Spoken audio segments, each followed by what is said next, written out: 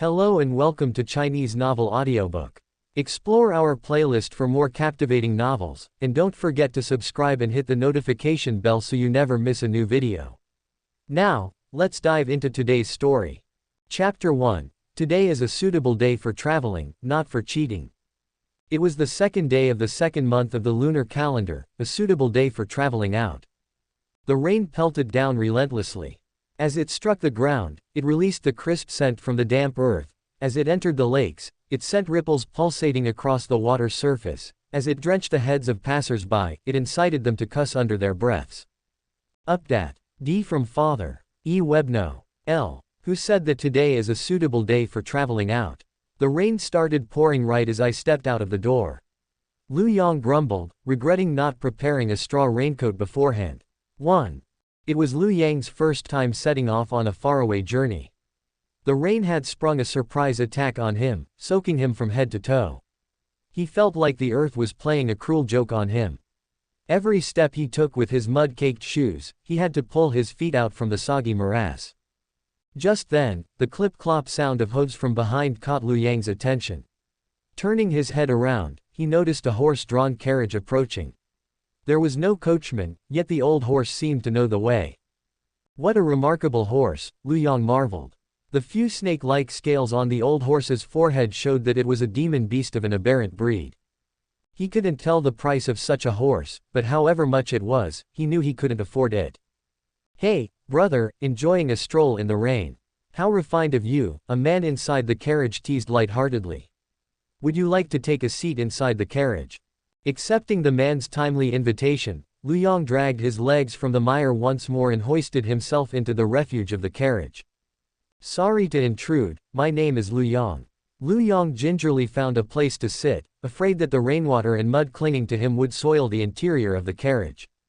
"The name's Meng Jingzhou." The man's voice betrayed a carefree and personable demeanor, as if he could strike up a conversation with anyone. "Brother Lu, are you also here to participate in the Tao-seeking sect selection trials?" "Just trying my luck." Meng Jingzhou laughed heartily. "Brother Lu, there's no harm in being more candid. If you were really just trying your luck, you wouldn't be trudging through the rain to get there."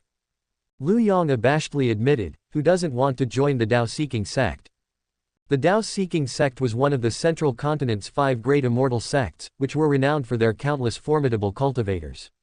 As the Tao-seeking sect was recruiting disciples today, Lu Yang and Meng Jingzhou were merely 2 of the numerous aspiring candidates that flocked to the venue for a chance to be recruited. Lu Yang had transmigrated to the central continent, and his parents in this world had passed away at an early age. It was only with the remaining morsel of their inheritance and the assistance from the neighborhood that he managed to scrape by. During the decade he spent in his small town, he had heard the storyteller narrate tales of immortals with swords ascending to the heavens, disastrous floods caused by river demons turning around from 500 li away, as well as accounts of immortal sect disciples exterminating demons and devils, upholding justice with their flying swords. He had also witnessed unkempt Taoist priest scammers leaping into the sky and breaking out of prison, only to be captured again by officials who could similarly fly into the air. It thus dawned upon Lu Yang that this was no longer the world he was familiar with nor any of the historic dynasties he had recollection of. This was a world where people could cultivate and individuals could amass immense power.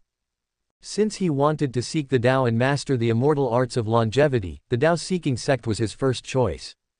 There was one reason for selecting it: the Tao-seeking sect was the only sect in the vicinity. With the Tao-seeking sect established here, other cultivators wouldn't sabotage themselves by deciding to set up a sect nearby. Through his conversation with Meng Jingzhou, Lu Yang learned that Meng Jingzhou hailed from an ancestral cultivation clan and was much more knowledgeable in the subject of cultivation. The disciples that the Tao-seeking sect is seeking are mortals not older than 16, and most other sects have a similar requirement. The journey of cultivation is not only fraught with obstacles but also arduous and unending. Between every stage from Qi training, foundation establishment, golden core, nascent soul, divine transfiguration, void refinement, fusion to transcendent tribulation, lies a watershed that thwarts innumerable people. Only 1 in 10 advances, then 1 in 20, until perhaps only 1 in 100 can make any headway. There are many factors that affect one's achievements in cultivation, such as their luck, wisdom, and type of spirit root. Although the Tao-seeking sect doesn't hold high requirements for one's spirit root, they wouldn't want to accept a spirit root that is overly abysmal. By the way, Brother Lu, do you know what kind of spirit root you have? Lu Yang furrowed his brow. He had only come to know of the term, spirit root, from the storyteller, and he was unaware of which spirit root he had. I don't know. What about you, Brother Meng? Meng Jingzhou's visage grew visibly perplexed as he shook his head. I once tested for my spirit root in the clan, but the clan elders had worry scribbled all across their faces. They were unwilling to tell me the results, only claiming that my talent was astoundingly exceptional. They assured me that there would be no problems joining any of the 5 great sects, and they added that I would naturally find out when I become a disciple in the future. I secretly asked my parents, but their reactions were even more extreme than the clan elders. Lu Yang deduced, could it be that your spirit root is too out of this world and may bring disaster to the Meng family? Only a prodigious organization such as the Tao-seeking sect can protect you. My thoughts exactly. Meng Jingzhou clapped Lu Yang on the shoulders, as if he had met his kindred spirit. The more he gazed at Lu Yang, the more he felt that Lu Yang was an innately brilliant soul destined for cultivation, just like himself. Outside, the sound of the torrential rain only grew harsher, so Lu Yang was thankful that Meng Jingzhou had lent him a seat aboard the carriage. Stop! Meng Jingzhou suddenly called out. The old horse continued on for a few more steps before gradually coming to a halt. As a magical treasure, the horse carriage allowed Meng Jingzhou to catch sight of a woman walking in the rain outside, much like Lu Yang had just a while ago. Hello, miss. Judging by the direction you're walking in, I assume that you are also heading to the Tao-seeking sect to participate in the selection trials. Since it's raining, would you like to join us in the carriage? The woman seemed slightly surprised by Meng Jingzhou's suggestion, but she agreed after giving it a brief thought. The moment she got on the carriage, however, Meng Jingzhou and Lu Yang were left dumbfounded. Despite priding himself on his extensive life experience, even Meng Jingzhou found the woman before him to be the most beautiful he had ever laid eyes upon.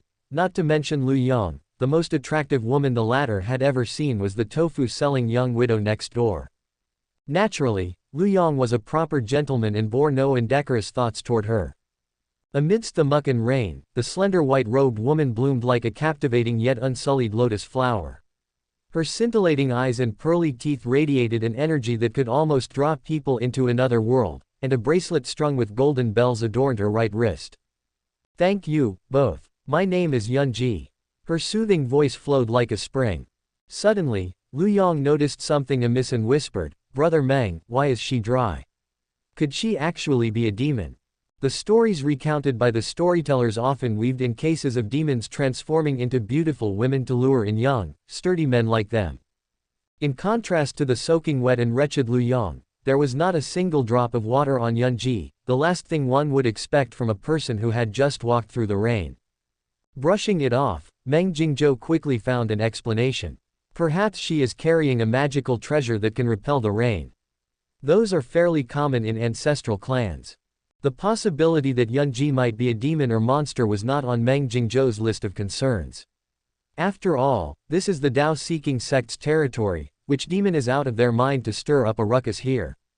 Miss Yunji, are you here to participate in the Tao-seeking sect selection trials? That's right. Meng Jingzhou eagerly pressed on. I happen to have the contents of the Tao-seeking sect's exam with me. This was bought from a Tao-seeking sect elder at an exorbitant price. Miss Yunji, would you like to hear it? Lu Yang's flabbergasted eyes were glued to Meng Jingzhou. Why didn't you tell me? Yunji was even more stupefied. This is cheating, if the Tao-seeking sect finds out. Brimming with confidence, Meng Jingzhou dismissed it with a wave of his hand. This carriage of mine is a magical treasure. Even those formidable cultivators and old fogies living remotely wouldn't be able to detect this place with their spiritual consciousness. I see, please share the details of the exam then, Sir Meng. Lu Yang's ears pricked up at that. Clearing his throat, Meng Jingzhou began. There are altogether 3 rounds to the Tao-seeking sect's tests. The first round is a spirit root test, which is highly inflexible, eliminating all possibilities of taking shortcuts. The second and third rounds are where there is some room for manipulation.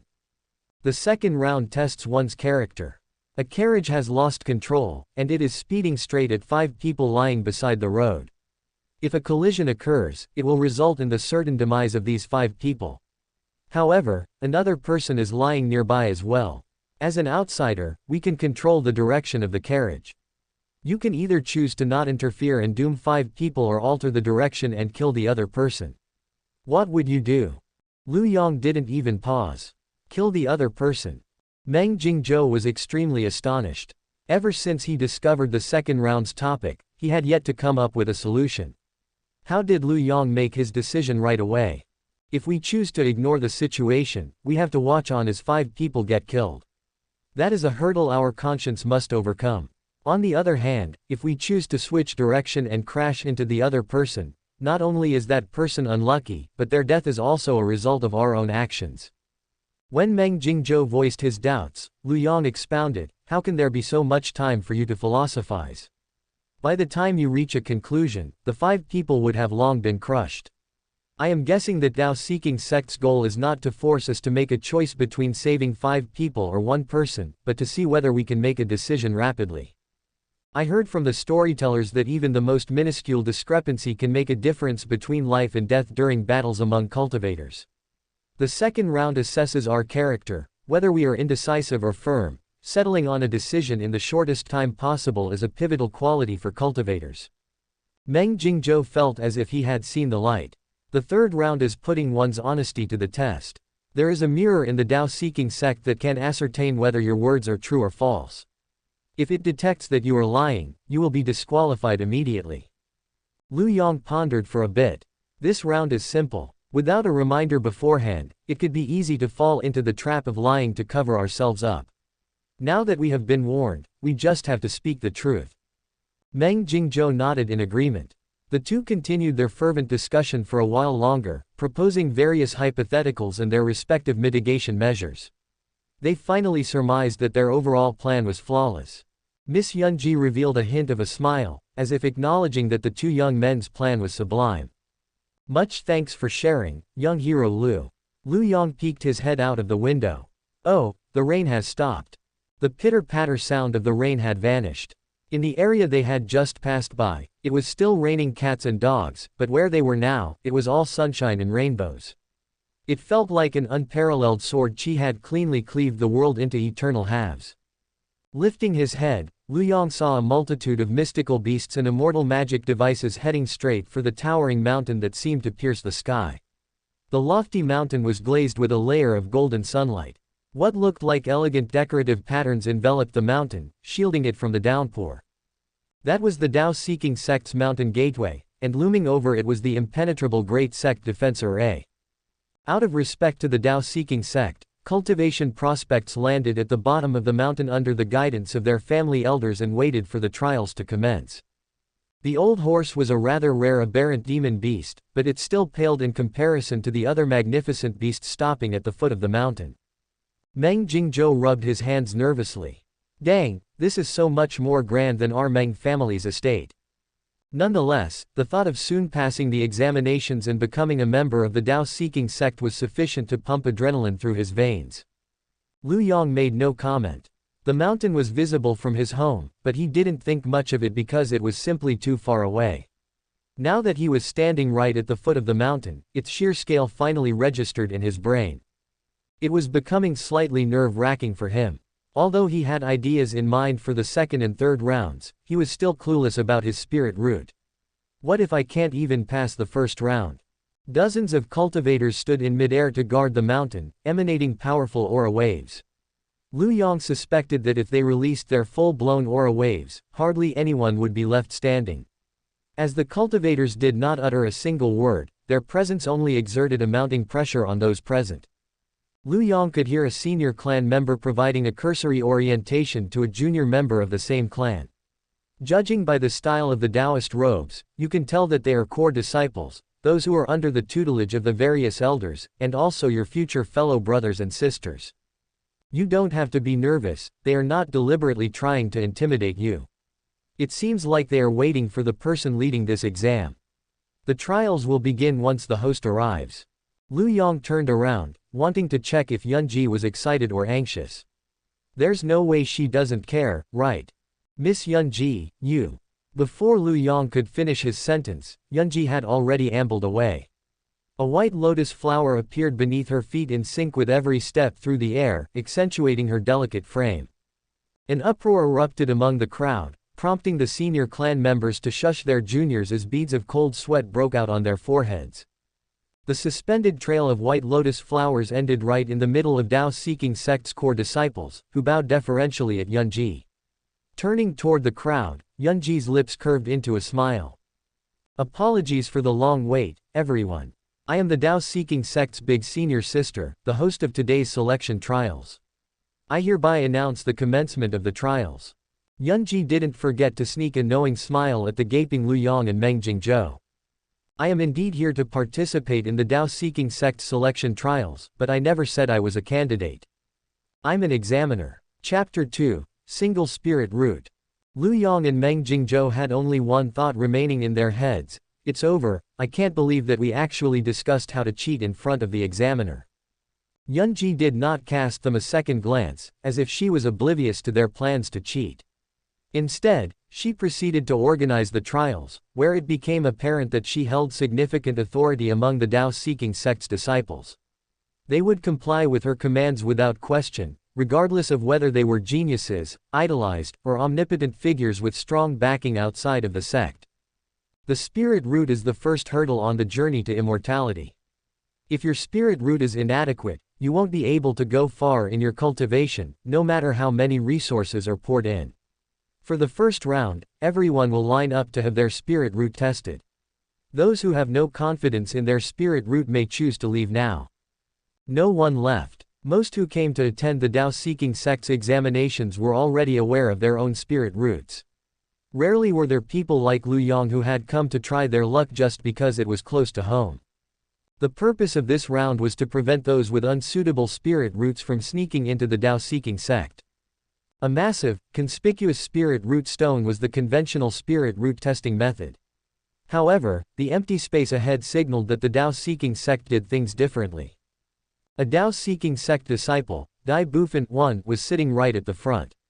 Living up to his extraordinary name, he practiced a unique cultivation technique. By sending his spirit energy into someone else's body, he could immediately determine their spirit root, cultivation techniques, and even where their weak points were. In combat, he was like a fish in water. Like a seasoned physician, all it took for Dai Bufan was to place 2 fingers on the other person's wrist to ascertain their spirit root. Metal Water Fire Triple Spirit Root. Passable, you can go over there. Water Fire Dual Spirit Root, not bad. Water Wood Dual Spirit Root. Your foundation was previously impaired, likely due to the major injury you had when you were 12 years old. Normally, this would result in hidden side effects, but your time wasn't meant to be up then. You encountered a benevolent expert with superb medical skills. Not only did he cure you, he even restored your foundation. The candidate was astounded. He is right on the money. My mother passed away when I was 12, and my stepmother took the reins of the household. Worried that I would threaten her son's position, she plotted to harm me, causing me to enter a coma. As luck would have it, I was completely fine when I came to. My father then told me that an expert had passed by and saved me, but he didn't leave his name behind. After the candidate walked away, the Tao-seeking sect disciples thronged to congratulate Dai Bufan. All you did was take his pulse, and you could already deduce everything like you were there in person. Congratulations for attaining new heights in your cultivation, senior brother Dai. Dai Bufan lightly remarked. Oh, that was nothing. The expert was me. I was in a rush then, so I forgot to tell them my name before I left. Everyone didn't know how to respond to that. Before the disciple could say anything else, Dai Bufan was already waving his hand at the next candidate. 18 is past the age requirements. You may leave. Next. Under the lead of a senior monk, a rather adorable junior monk went up to Dai Bufan and gave him a proper bow. Dai Bufan only took a glance before pushing the junior monk back to the senior monk. What is a novice monk from the Hanging Monastery doing here? Your body bears an imprint of the Hanging Monastery abbot. Shoo shoo, return to your monastery. Lu Yang softly asked Meng Jingzhou, if I recall correctly, the Hanging Monastery is one of the 5 great immortal sects. Meng Jingzhou nodded, explaining in a serious manner, out of all 5 sects, the Hanging Monastery has the fewest disciples by far. There was even a time when there was only an abbot and a disciple. Even when there are more members, the total count wouldn't exceed 10 people. Since this junior monk has become their disciple before even cultivating, it's clear that he has a profound Buddha nature. Meng Jingzhou studied the little novice monk, who was being led away by his senior brother. I used to think that I would be in a league of my own and proudly overlook the rest in the cultivation world. I didn't expect that there could still be a worthy opponent. Lu Yang had no clue where Meng Jingzhou's unbridled confidence stemmed from. Aren't you worried at all about Miss Yunji kicking us out? What is there to be scared of? Haven't you seen how all the novels go? A big sect is blind to the talent of the genius young boy and instead frames him, kicking him out of the sect. Spurred on by the humiliation, the genius young boy resolves to work hard. Along the way, he runs into a never-ending series of fortuitous encounters. In the end, he surprises everyone as he suddenly soars right to the apex and becomes someone the big sect looks up to. Lu Yang contemplated for a while before reminding him, but it doesn't seem like Miss Yunji needs to frame us. That makes sense. And thus, Meng Jingzhou also started to panic. The energy in your body flows ceaselessly and freely. Looking at your attire, you don't seem to be from an ancestral cultivator clan. Could you have consumed a Qingmu immortal fruit by chance before? You passed, go over there. Dai Bufan then placed his fingers on a tall, burly man with bronze skin, and his eyes glimmered. Oh, your constitution is quite interesting. It has been a long time since I last came across the bloodline of the ancient barbaric tribe. The burly man had a shining bald head, and even his skin was reflecting the sunlight. Based on his appearance, it wouldn't be a stretch for people to assume that he is 25 or 26 years old. However, since Dai Bufan didn't mention anything, it means that he is not older than 16. Lu Yang only had one comment: he has grown really well. The news stirred a slight commotion among the crowd. The ancient barbarians were famous for being so strong that they could uproot mountains, drain rivers, and almost swallow the sun and the moon. After flourishing to their peak, however, they eventually faded into the river of time. It had been a long time since someone of the ancient barbarian tribe bloodline appeared in the central continent. Everyone had thought that the bloodline had vanished, but this belief was shattered with the sudden presence of a person from the bloodline at the Tao-seeking sect's trials. Dai Bufan yawned. I have already checked through half of the candidates. Why is there still not a single spirit root in sight? Could they all have been snatched away by the other sects? Meng Jingzhou stepped forward with confidence. Although Dai Bufan didn't have high hopes, the moment his index finger touched Meng Jingzhou's wrist, his eyes widened, and he sprang up from his seat. It is actually a single. Chatters immediately broke out in the crowd. A single spirit root. A single spirit root signified that overcoming the bottlenecks at every cultivation stage would be far easier. These people were destined to become great immortal cultivators. If they entered the imperial court, they could occupy esteemed positions. Beyond that, they could even dominate a territory and declare themselves kings. The people's gazes were burning into Meng Jingzhou. Forging connections with this kind of personage will bring nothing but benefits. The older generation hastily exhorted the younger generation to build a favorable relationship with Meng Jingzhou after entering the Tao-seeking sect. The Meng family. Single spirit root. Tao-seeking sect disciple. With these 3 things combined in one person, there is no doubt that he will become an influential member of the Tao-seeking sect and a formidable cultivator whose name will go down in the annals of history. It's a single spirit root, Dai Bufan clarified. The crowd stilled. Rage exploded within Meng Jingzhou. What the hell is a single spirit root? Does that mean that I will be single for my whole life? Meng Jingzhou slammed the table, his green veins bulging. Don't try to deceive me just because I'm not knowledgeable. An ethereal, fairy-like voice intervened. Junior brother Dai, don't tease others. Yunji emerged from the mist and glared at Dai Bufan. The latter guiltily shrank back. Only then did Meng Jingzhou slightly regain his composure. That's right, it must be Dai Bufan fooling me. Yunji explained to Meng Jingzhou, however, junior brother Dai didn't lie to you either. You indeed have a single spirit root, which is the scholarly name. It's just that everyone in the cultivation world is more used to calling it by its common name, Pure Yang spirit root. Meng Jingzhou. He finally understood why his clan elders and parents kept the name of his spirit root from him. I will naturally find out when I arrive at the Great Five Immortal Sects. Bullshit. You were just too embarrassed to tell me. No wonder my parents asked me whether I wanted a younger brother or sister after I was done testing for my spirit root. The pure Yang spirit root is a variant single spirit root of such extreme and unyielding Yang nature that it is the bane of ghosts and monsters.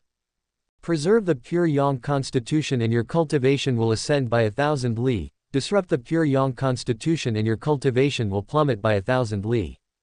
Chapter 3. Tell at one glance that they are honest people. Why does the common name sound more like a scholarly name than the actual scholarly name? Lu Yang quietly retorted from the back. Because the first predecessor with a pure Yang spirit root called their spirit root single spirit root. With Yunji's unfathomable cultivation level, Lu Yang's soft murmur was no different from speaking right into her ear. Yunji paused, then continued, the cultivation world has a custom of respecting predecessors who are single. It was as if she thought that adding this one sentence would make it more convincing. Naturally, Meng Jingzhou passed the first round. It was now Lu Yang's turn. Another single spirit root. Dai Bufan's pupils constricted. I was just complaining a moment ago that I haven't encountered any single spirit roots even after half the day was gone, and now, not just one but two have appeared together. Me, I have a single spirit root. Lu Yang pointed at himself, his heart thumping against his chest. It felt like he was hallucinating, but the corners of his mouth involuntarily rose upward. That's right, you have a variant single spirit root, the sword spirit root. Dai Bufan nodded. Not once have I made a mistake in distinguishing one's spirit root. Sword spirit root, born for the sword, unparalleled in sharpness and supreme in attack power. Yunji darted a surprised look at Lu Yang. I agreed to board the carriage on a whim. I didn't expect that both people in that one carriage would be top-tier cultivation geniuses. The crowd's eyes grew increasingly fervent as they began to ponder about the girls they knew who were of a suitable age for Lu Yang, wishing to sweep him away to marry into their clans and factions. Contrary to Meng Jingzhou, who was backed by the Meng family, Lu Yang was evidently a commoner with no backers. Exceptional talent and no allegiance, he is practically the perfect candidate for marrying into the family. Most importantly, he can get married and have children. Sensing the strange gazes from the crowd, Lu Yang swiftly proceeded to the second round. Behind Dai Bufan was a bamboo forest, the venue for the second round. Meng Jingzhou eagerly asked Lu Yang, how did it go? What is your spirit root? Meng Jingzhou had quickly resigned himself to his fate. So what if I have a single spirit root? The path to becoming an immortal is littered with bones, and women are simply rogue bones. Even the most beautiful woman would turn into a pile of bones one day. Beautiful fairy-like women left and right. I don't need that. As for Lu Yang, I guess he can pass the first round, but how many geniuses can there be in a single batch? Since I'm here, it means he probably just has a dual spirit root. As an unparalleled genius with a single spirit root, I have an obligation to show care and concern to mediocre geniuses. Sword spirit root. Your grandmother's spirit root. What? Lu Yang was flummoxed. A few hours went by again. Dai Bufan continued to eliminate the people whose spirit root did not meet the requirements, while those who passed moved on to the second round. Overhearing some of the discussions from the people behind, it appeared that there were a few more candidates with special constitutions. Before they could ask around, however, Yunji once again stood before everyone and casually commented, the second round will begin now. Then, she immediately vanished, leaving the crowd bewildered. Thick fog gradually rose from the ground as if it was a coalescence of smoke and waves. As vast as the oceans, it cast a veil over the whole of the bamboo forest. Everyone instinctively tried to struggle but to no avail. Strength trickled away from their body as their consciousness began to fade. The illusionary bamboo forest was part of the Great Sect Defense Array, and its effects were not something these people could resist. Randomly drawing a circle with her hand, Yunji dispersed the fog to make some space, revealing the other Dao-seeking sect disciples standing behind her. Dai Bufan giggled. Once they are trapped in the illusionary bamboo forest, they will forget everything, including their identities and the trials. This means that they will respond with their most honest reactions. I wonder how many people can pass the second round. Yunji remarked, I hope more people will pass this round. There are several promising candidates in this batch, it would be a pity for them to fail in the second round. She hadn't kicked Meng Jingzhou and Lu Yang out of the trials because the examination questions Meng Jingzhou obtained weren't for the ongoing trial, but rather the one 10 years ago. Yunji mumbled, I wonder which elder sold it to him. Turning to Dai Bufan, she asked, Junior brother Dai, who do you think will pass the second round? Of course, it's that guy with the ancient barbarian tribe bloodline. They are known for being pure-hearted, so there is no need to doubt his nature. Those two with the single spirit root and sword spirit root also seem decent. You can tell at one glance that they are honest people. Yunji was instantly reminded of the scene where Lu Yang and Meng Jingzhou plotted their cheating scheme. I just can't seem to match the expression, honest people, with the two of them. Where am I? The burly man from the ancient barbarian tribe was called Manjiyu. His name meant, barbaric nature, which bore the same term as his bloodlines. 1. He scanned his surroundings in bafflement, having completely forgotten what had transpired a while ago. He was standing beside a picturesquely shimmering river, and in his hand was a worn-out axe. Suddenly, the old axe slipped from his hand and fell into the small river. Manjiyu was just about to retrieve it when he noticed the river surface bubbling. The size of the bubbles expanded until a fountain of water gushed out, and a celestial-like figure appeared with 3 different axes floating in front of it. Young man, I am the river spirit. Which axe did you drop inside the water just now? This worn-out axe, this mountain-splitting axe, which is a spirit artifact, or this heaven-splitting axe, which is an immortal artifact? The mountain-splitting axe and the heaven-splitting axe were 2 renowned axes in the central continent. Even mortals with no talent could soar to magnificent heights and become prominent figures if they got hold of these 2 axes. Manjiyu blurted out, the worn-out axe. The river spirit smiled faintly. What an honest young man. You may have all 3 axes. And thus, Manjiyu passed the second round. Look, I told you that Manjiyu would definitely pass the second round. Let me see what choices the single spirit root and sword spirit root will make. Dai Bufan watched on with excitement. The objective of the second round was to test one's honesty, and the passing criterion was to secure all 3 axes. The river spirit was actually not an illusion. In fact, he was a natural living spirit born from the small river encircling the bamboo forest. The river spirit had entered the illusionary domain under countless forms to assess numerous candidates. As he liked honest people, there was only one way to pass the second round: answer his questions honestly and be gifted with the 3 axes. Why did the axe fall into the river? Lu Yang was puzzled, feeling like there was some strange force compelling him to drop the axe. The river spirit emerged once more, inquiring cordially, Young man, I am the river spirit. Which axe did you drop inside the water just now? This worn-out axe, this mountain-splitting axe, which is a spirit artifact, or this heaven-splitting axe, which is an immortal artifact? Lu Yang bent down, sweeping his gaze over the 3 different axes. Raising his head, he stared at the river spirit pitifully, as if the latter was a fool. 2 of the axes belong to you. Don't you know which axes you own? Why are you asking me instead? The river spirit's smile froze in place. Stumped for words, he could only follow Lu Yang's rhythm. I truly don't know which 2 axes belong to me. Lu Yang eyed the river spirit warily. In that case, if I choose an axe, you are not going to suddenly recover your memory and tell me which 2 axes are yours, right? Of course not, the river spirit vowed. Let me take a look at the 3 axes. The river spirit passed the 3 axes to Lu Yang. Lu Yang promptly tossed the axes into the river. All right, now ask me again. The river spirit reflexively repeated, which axe did you drop inside the water just now? This worn-out axe, this mountain-splitting axe, which is a spirit artifact, or this heaven-splitting axe, which is an immortal artifact? A brilliant smile broke out on Lu Yang's face. I dropped all of them. The river spirit, gritting his teeth, he could only say, what an honest young man.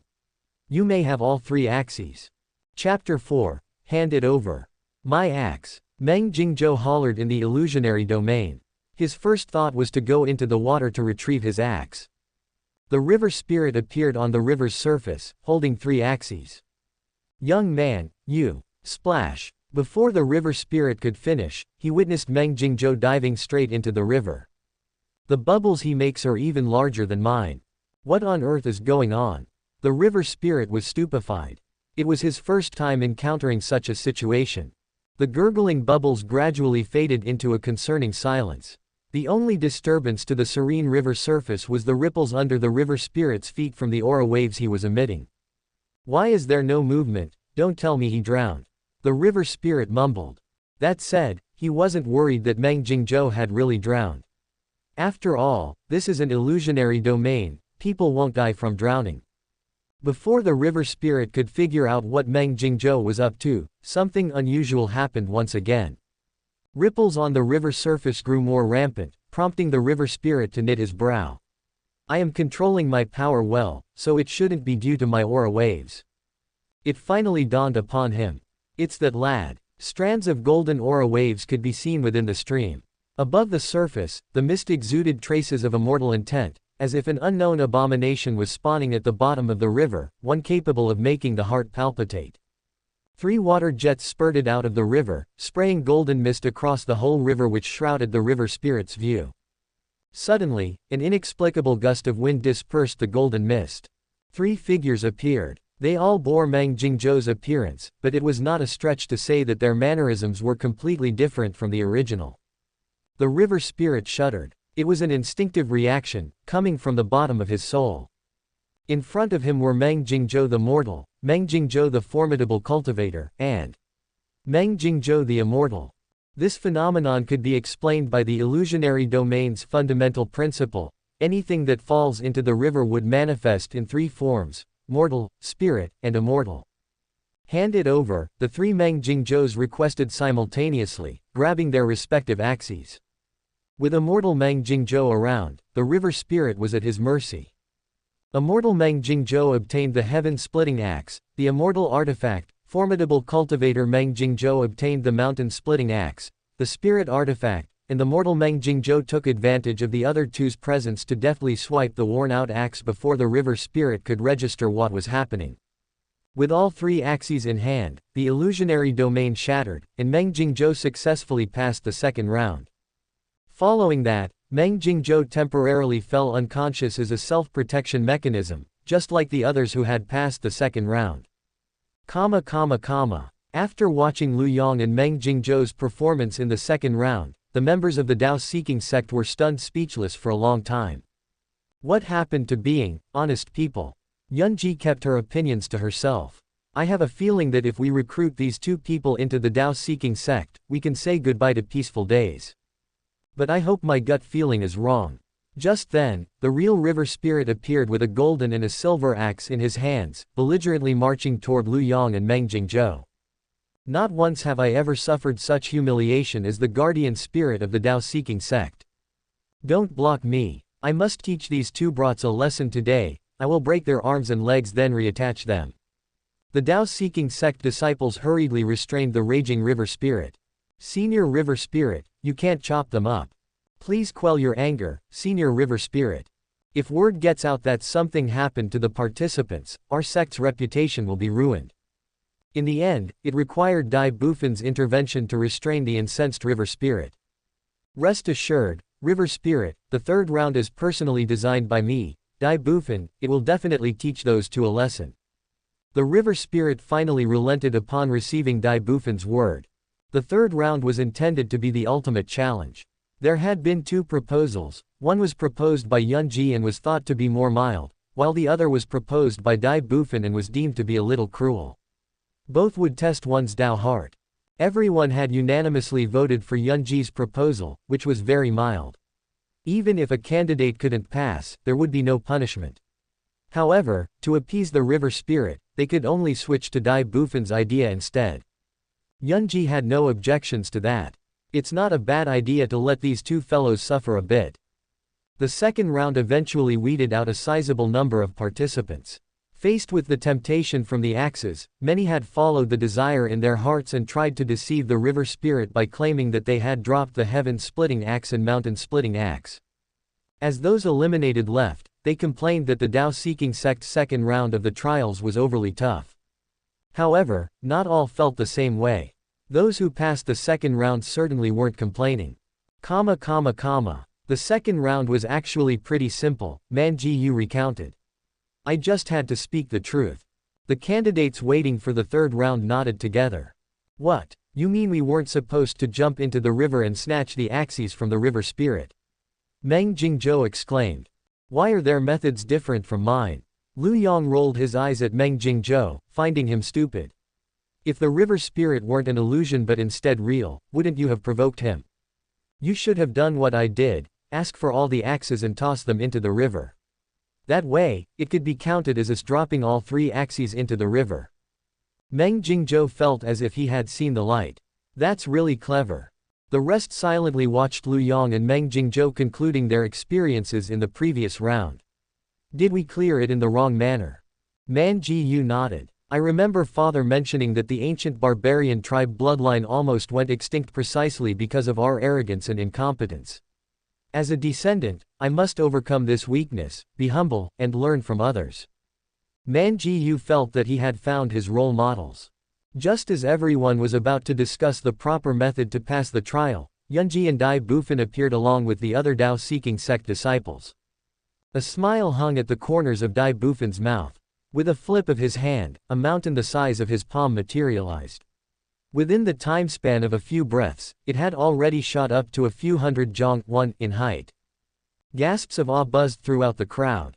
The skill showcased by Dai Bufan was a rare sight even among cultivators. Dense with lush and verdant trees, it was no different from an actual mountain. On one side of the mountain was a long staircase leading to the summit. This item is called Heart-Seeking Mountain, a mystical item I have requested an elder to craft. All living beings, be it immortals or mortals, are equal on this mountain. Your task is to climb the Heart-Seeking Mountain. The higher you climb, the stronger your willpower. Reaching the 50th step is considered a pass. Someone raised a question, but wouldn't that give Man Ji-yu an unfair advantage?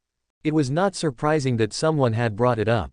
Despite being 15 years of age, Man Ji-yu stood a head taller than others and possessed the physique of a 25 or 26-year-old. One stride of his could cover twice the distance. Dai Bufan flashed a smile. You don't have to worry about this. The Heart-Seeking Mountain will ensure that everyone's physique is brought to the same level. Even if you are a cultivator, you will become immortal once you are on my Heart-Seeking Mountain. Is there a time limit? Someone else asked. No. The crowd rejoiced. Since there is no time limit, doesn't that mean that we can keep trying? We don't have to agonize over not passing the third round. Could this third round be just a formality?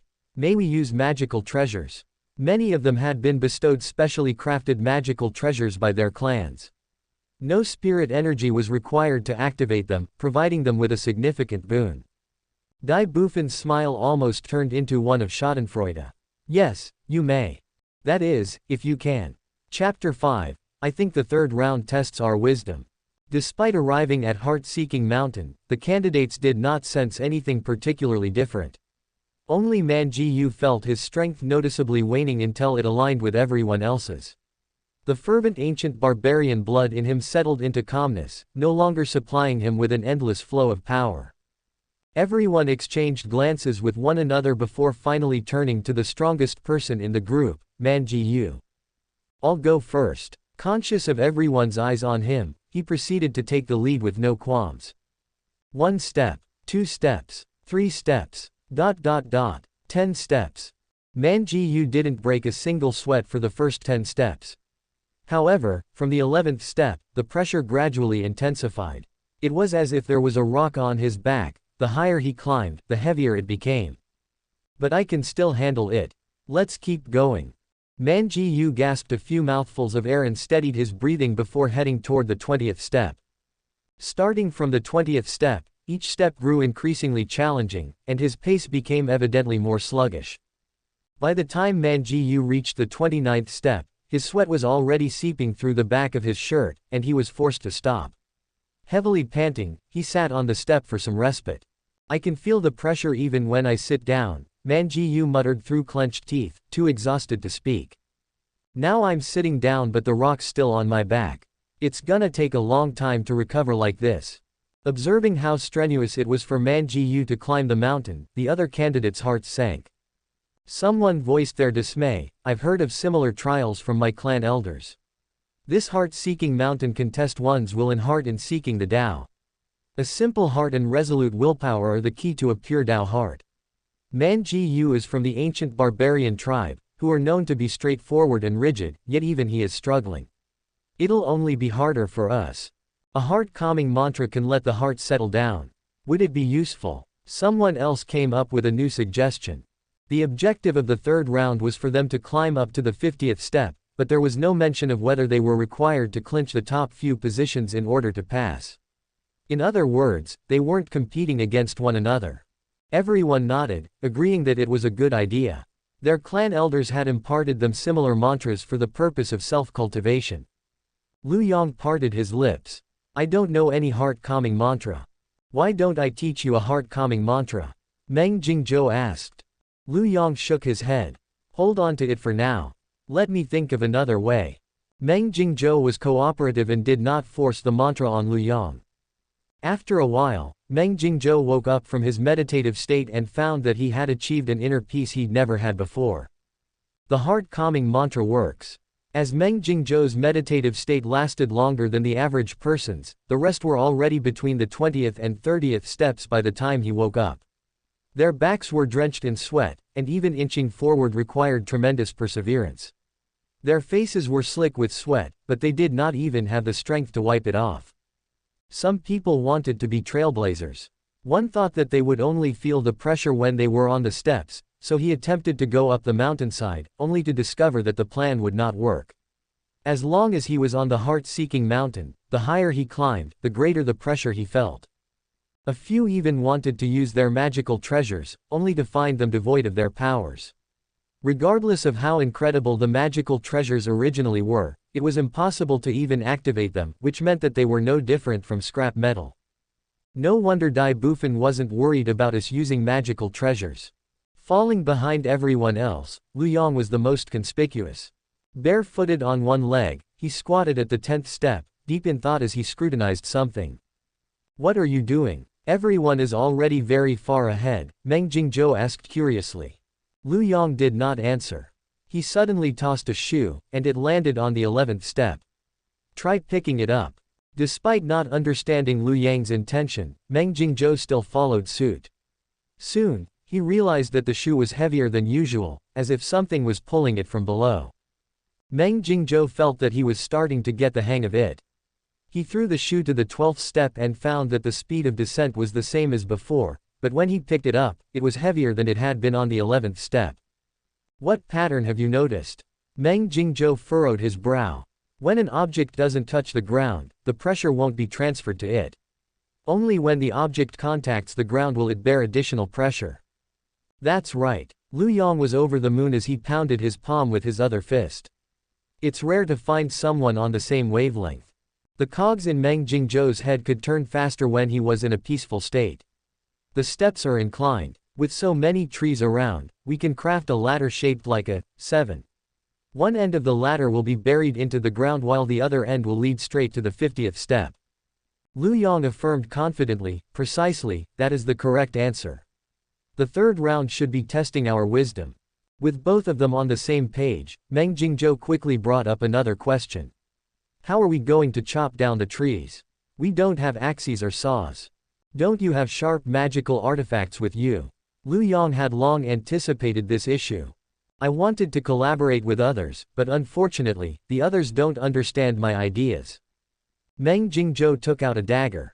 The clan elders gave me this to defend myself. It can be activated with one's consciousness, and its speed is comparable to that of a golden core cultivator. However, it can't fly on the heart-seeking mountain. That's not a problem, it just needs to be sharp. Lu Yang beamed. The Meng family is an enormous clan. Even if their magical treasures can't be activated, they are still much sharper than the axes and saws in the mortal realm. Perfect for chopping wood. Come look. While you were meditating, I designed a blueprint. Lu Yang led Meng Jingzhou to an area of soft and loose sand where Lu Yang had sketched his diagram for the 7 inches shaped ladder. After a brief discussion, the two got to work. The Meng family's dagger was indeed sharp. It sliced through the thick trees like paper. As cultivators were reduced to nothing but mortals on the heart-seeking mountain, the trees on the mountain were naturally normal ones. Before long, they had finished preparing the peculiarly shaped wooden planks. Meng Jingzhou soon came across another problem.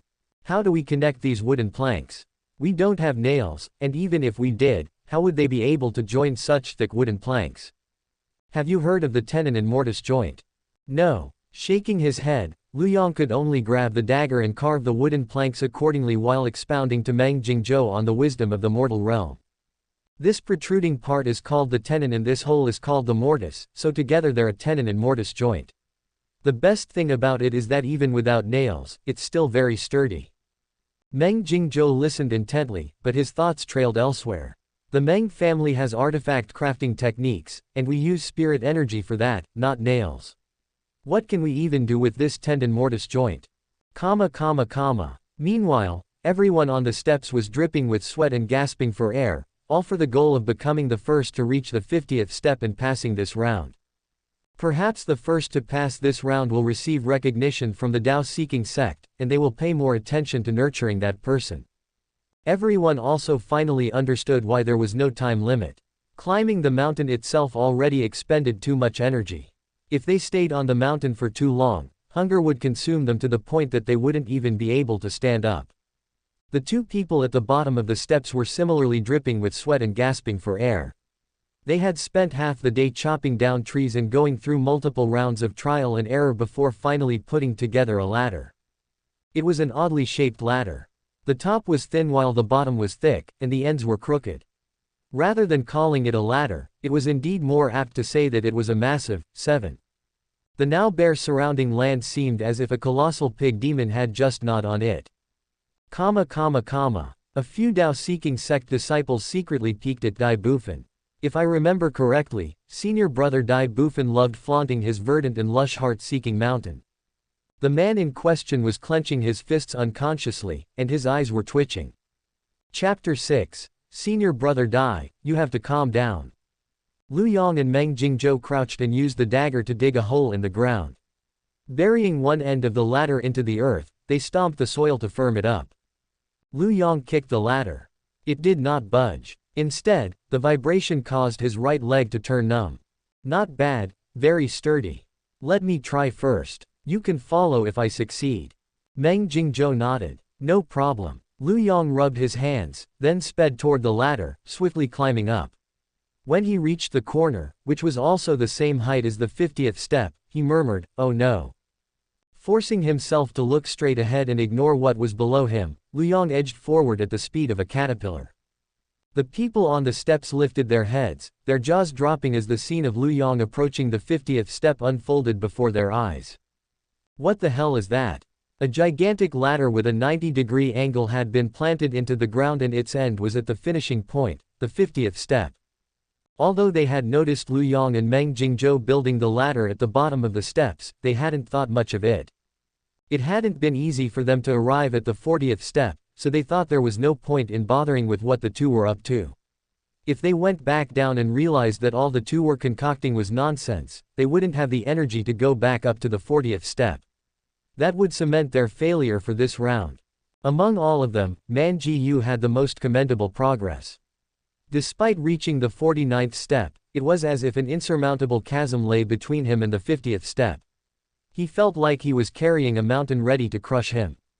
Just then, he watched helplessly as Lu Yang climbed past him, arriving at the 50th step. Without any mishap, Lu Yang successfully passed. Following closely behind, Meng Jingzhou also passed. With that, the first and second places were set. Outside the heart-seeking mountain, the Tao-seeking sect disciples were in a frenzy. Don't block me, I must teach those two brats a lesson today. I guarantee that I won't beat them to death. Dai Bufan's muscles were bulging, and he looked like a black bear whose honey had been snatched. His junior brothers and sisters hurriedly came to dissuade him. Senior brother Dai, you can't beat them. Senior brother Dai, you have to calm down. If word gets out that something happened to the participants, our sect's reputation will be ruined. Senior brother Dai, bullying the weak will besmirch your reputation. Senior brother Dai, don't forget that the third round tests one's heart in seeking the Tao, you mustn't get angry. The last few words finally reminded Dai Bufin to calm down. That's right, the third round tests one's heart to seek the Tao. Getting angry so easily will be detrimental to my future cultivation. Wait a minute, the third round is testing them, not me. The Tao-seeking sect disciples were once again plunged into a frenzy. The river spirit was comforted as he watched the pandemonium breaking out.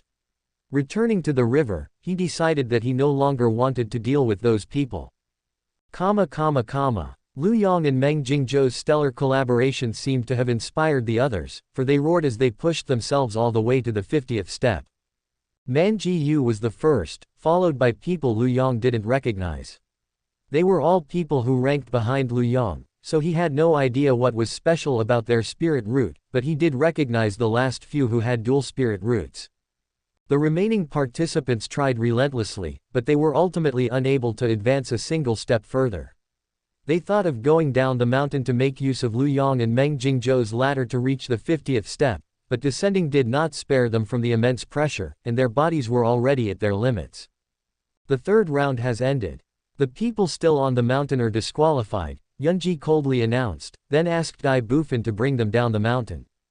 Even Dai Bufin could not purge the effects of the heart-seeking mountain. To rescue the people on the mountain, he would have to bear the pressure as a mortal and climb every single step up.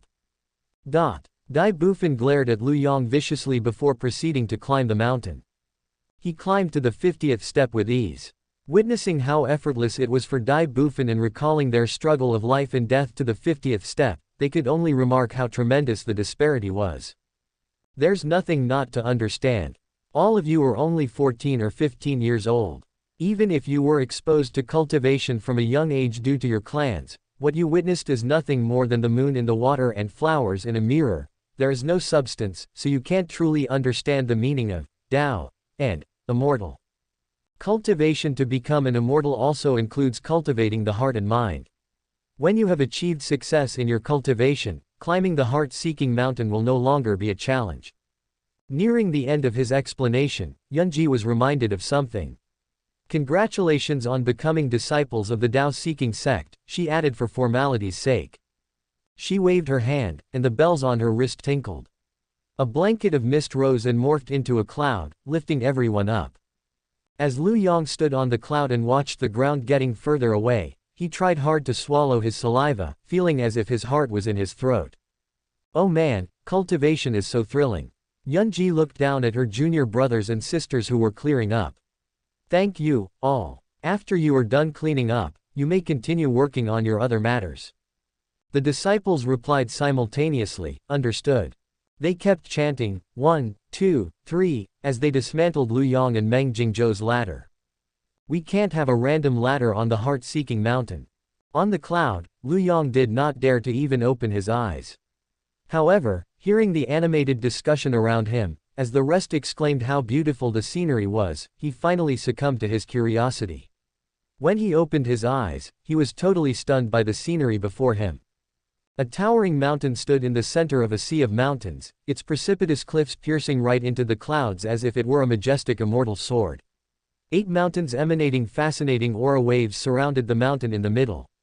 On the periphery was an undulating range of mountains encircling the 9 core mountains. The mountains resembled a blooming lotus flower that enthralled one's heart, while the hazy mist that shrouded them provided an additional tinge of mystery. Yunji explained indifferently, there are 9 core peaks in the Tao-seeking sect. The one in the middle, Heaven's Gate Peak, is where the sect leader resides. The other 8 peaks belong to 8 elders who each have their own expertise and position.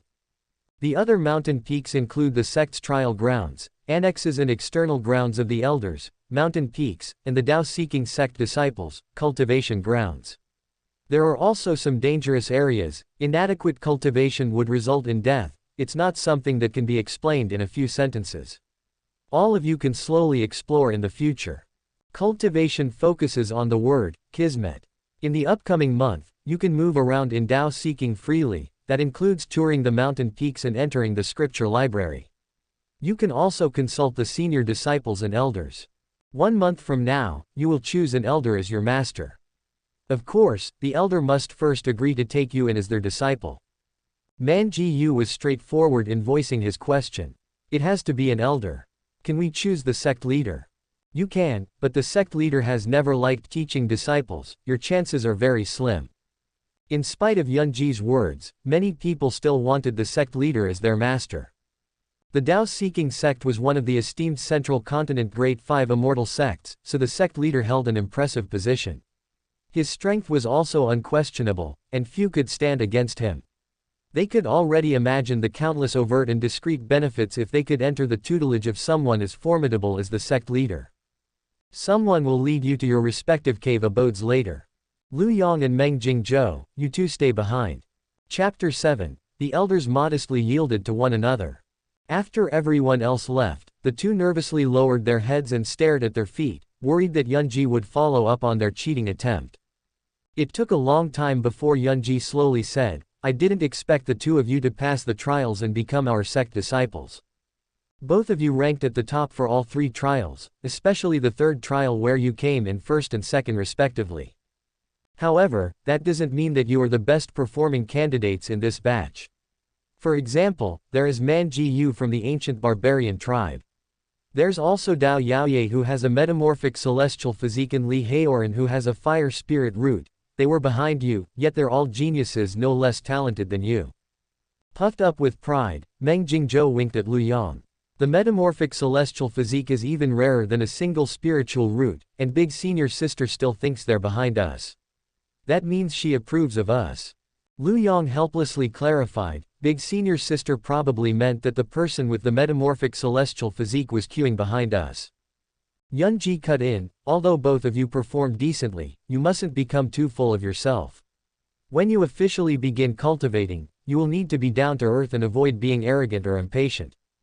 Noting Yunji's serious tone, the two quickly promised that they would be diligent in their future cultivation. Sensing that the two did not seem to be making empty promises, Yunji's expression loosened up. "Since you have given me a ride, I will give you a fortuitous opportunity. Meng Jingzhou, you have a pure yang spirit root. You have abundant blood and qi, and you are a bane to ghosts and monsters. Among the 8 elders, 3rd elder is well versed in this discipline, so you can take him as your master." Pumped with joy, Meng Jingzhou bowed. "Thank you, Big Senior Sister. Lu Yang, you have a sword spirit root. You were born for the sword. The best in the sword arts is naturally my Shifu, the sect leader.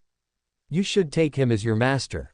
But Big Senior Sister, you just said that the sect leader has never liked teaching disciples." Lu Yang softly muttered. He had also noticed the difference in Yunji's choice of words.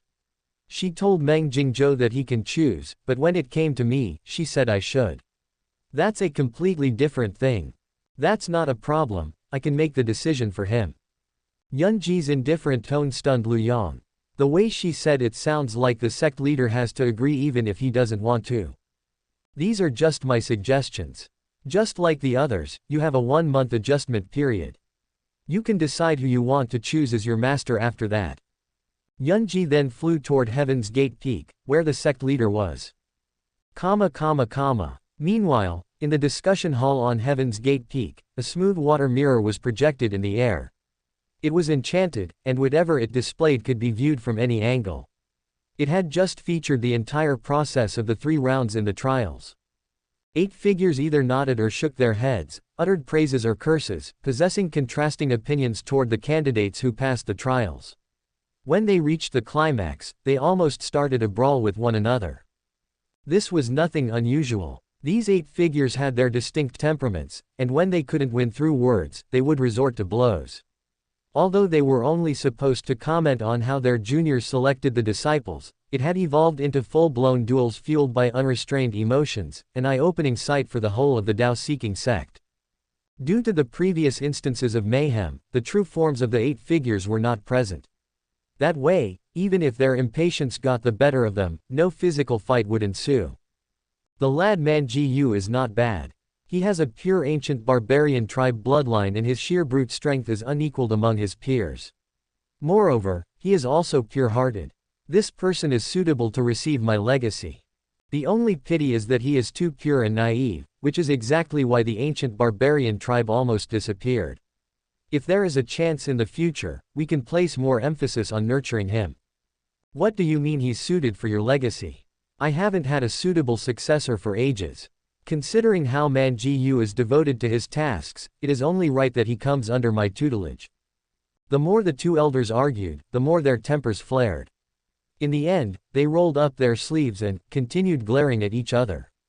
The other elders left the two fools alone, and one of them remarked, "The metamorphic celestial physique is impervious to all magic, devoid of filth, and can easily metamorphise for ascension. Come to think of it, it has been a long time since I have come across one. The last time a metamorphic celestial physique appeared was when we just joined the Tao-seeking sect. Unfortunately, the previous person was too hasty with his cultivation.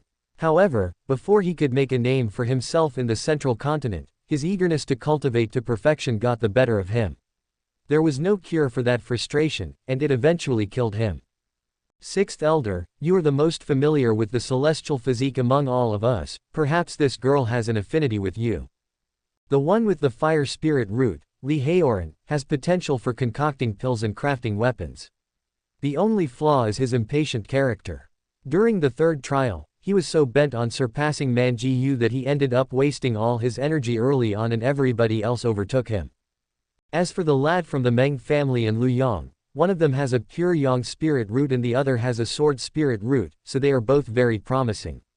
The way they passed the trials was also creative and took everyone's breath away. Such great potential. Big brother, why don't you take them under your wing? Absolutely. You only have Dai Bufan as your disciple now, but he has already graduated and no longer needs guidance. If you take in two genius disciples now, when they attain great heights in the future, wouldn't that be yet another beautiful story? Another elder chimed in.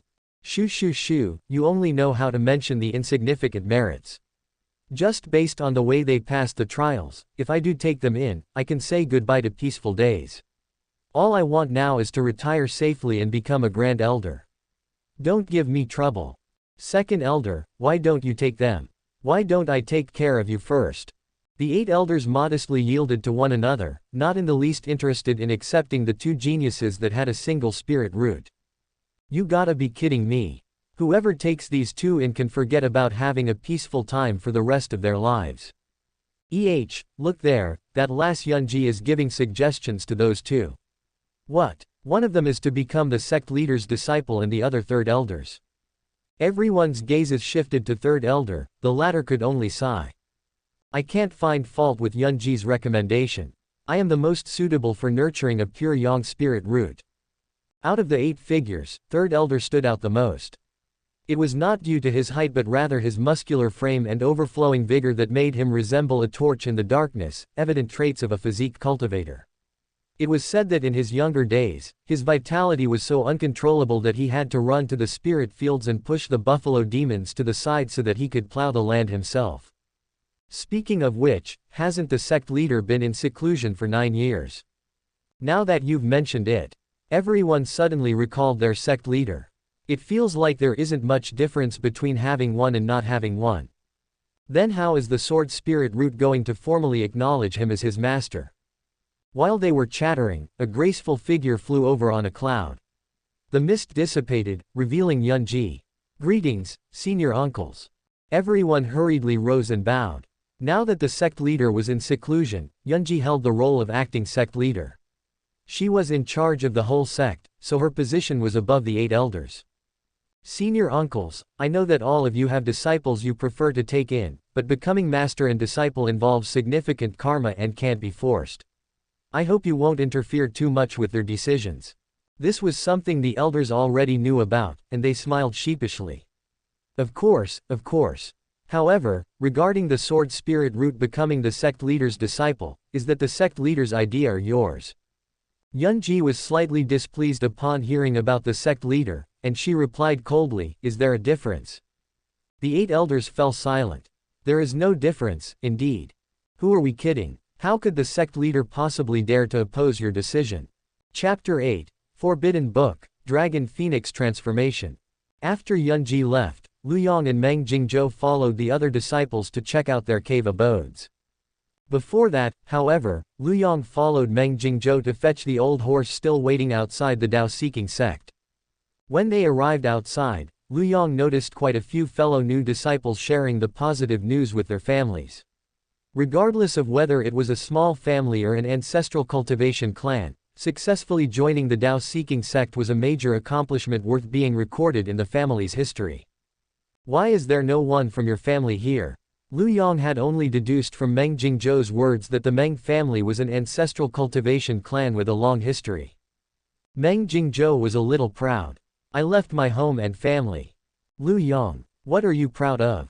Once Meng Jingzhou took the old horse back to his cave abode, Lu Yang similarly went to his own. Inside, he took out a jade pendant. A senior brother who I don't know gave this to me just now, saying that this is an identification tag. Beyond the sect, it could show outsiders that we are disciples of the Tao-seeking sect, and within the sect, it could be used to activate cave abodes. The jade pendant had the characters, Lu Yang, written on it. There were also other features, but he could only employ them after officially becoming a cultivator. Lu Yang placed the jade pendant against the stone wall at the entrance of the cave abode. The jade pendant was glittering with blue light which matched the recessed area. After flickering twice, the stone wall automatically moved apart, revealing an inconceivably luxurious cave abode in front of Lu Yang. The moment he stepped in, he felt warmth enveloping him as if there was a mysterious power nourishing his body. Is this the spirit chi they have been talking about? Shock overwhelmed Lu Yang. The spirit chi in here is so unusually thick that even I can sense it as immortal. On the other hand, the furnishing of the cave abode was simple. A table, a round Puchuan cushion, and a straw mat. The contrast with the massive size of the cave abode made the place look empty and desolate. I wonder what the Tao-seeking sect's intentions are: warn their disciples to be free of desires or give them the artistic freedom to decorate their dwellings however they like. A piece of paper sat on the table, with things scribbled on both sides. The front stated that disciples who were clueless about cultivation could head to Impartation Peak to learn some basic knowledge or go to the scripture library for self-study. The other side of the paper featured a simplistic map of the Tao-seeking sect. It indicated the main peaks in the sect, but the rest were blank spaces. At least, Lu Yang could discern that the Tao-seeking sect spanned 100,000 li in landmass, which was much more expansive than he could imagine. Nonetheless, the front side of the paper gave Lu Yang some directions as to what he could do for the upcoming month. Lu Yang yawned and decided that it was time for a good sleep. From leaving his house and finding himself in rainy weather, to relying on his genuine character and outstanding wisdom to pass the 3 rounds and receive the attention of Yunji and Dai Bufan, and finally becoming a disciple of the Tao-seeking sect, the day had left him mentally exhausted, and he couldn't even lift an eyelid. Tao-seeking sect, why do you not even have a pillow? Lu Yang grumbled before his exhaustion caught up with him. Ignoring the discomfort, he puckered his mouth and soon fell into deep slumber.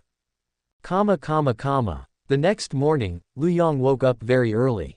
He planned to head to the scripture library and gain a rough understanding of the situation in the central continent. New here? A senior male disciple at the scripture library's entrance asked Lu Yang.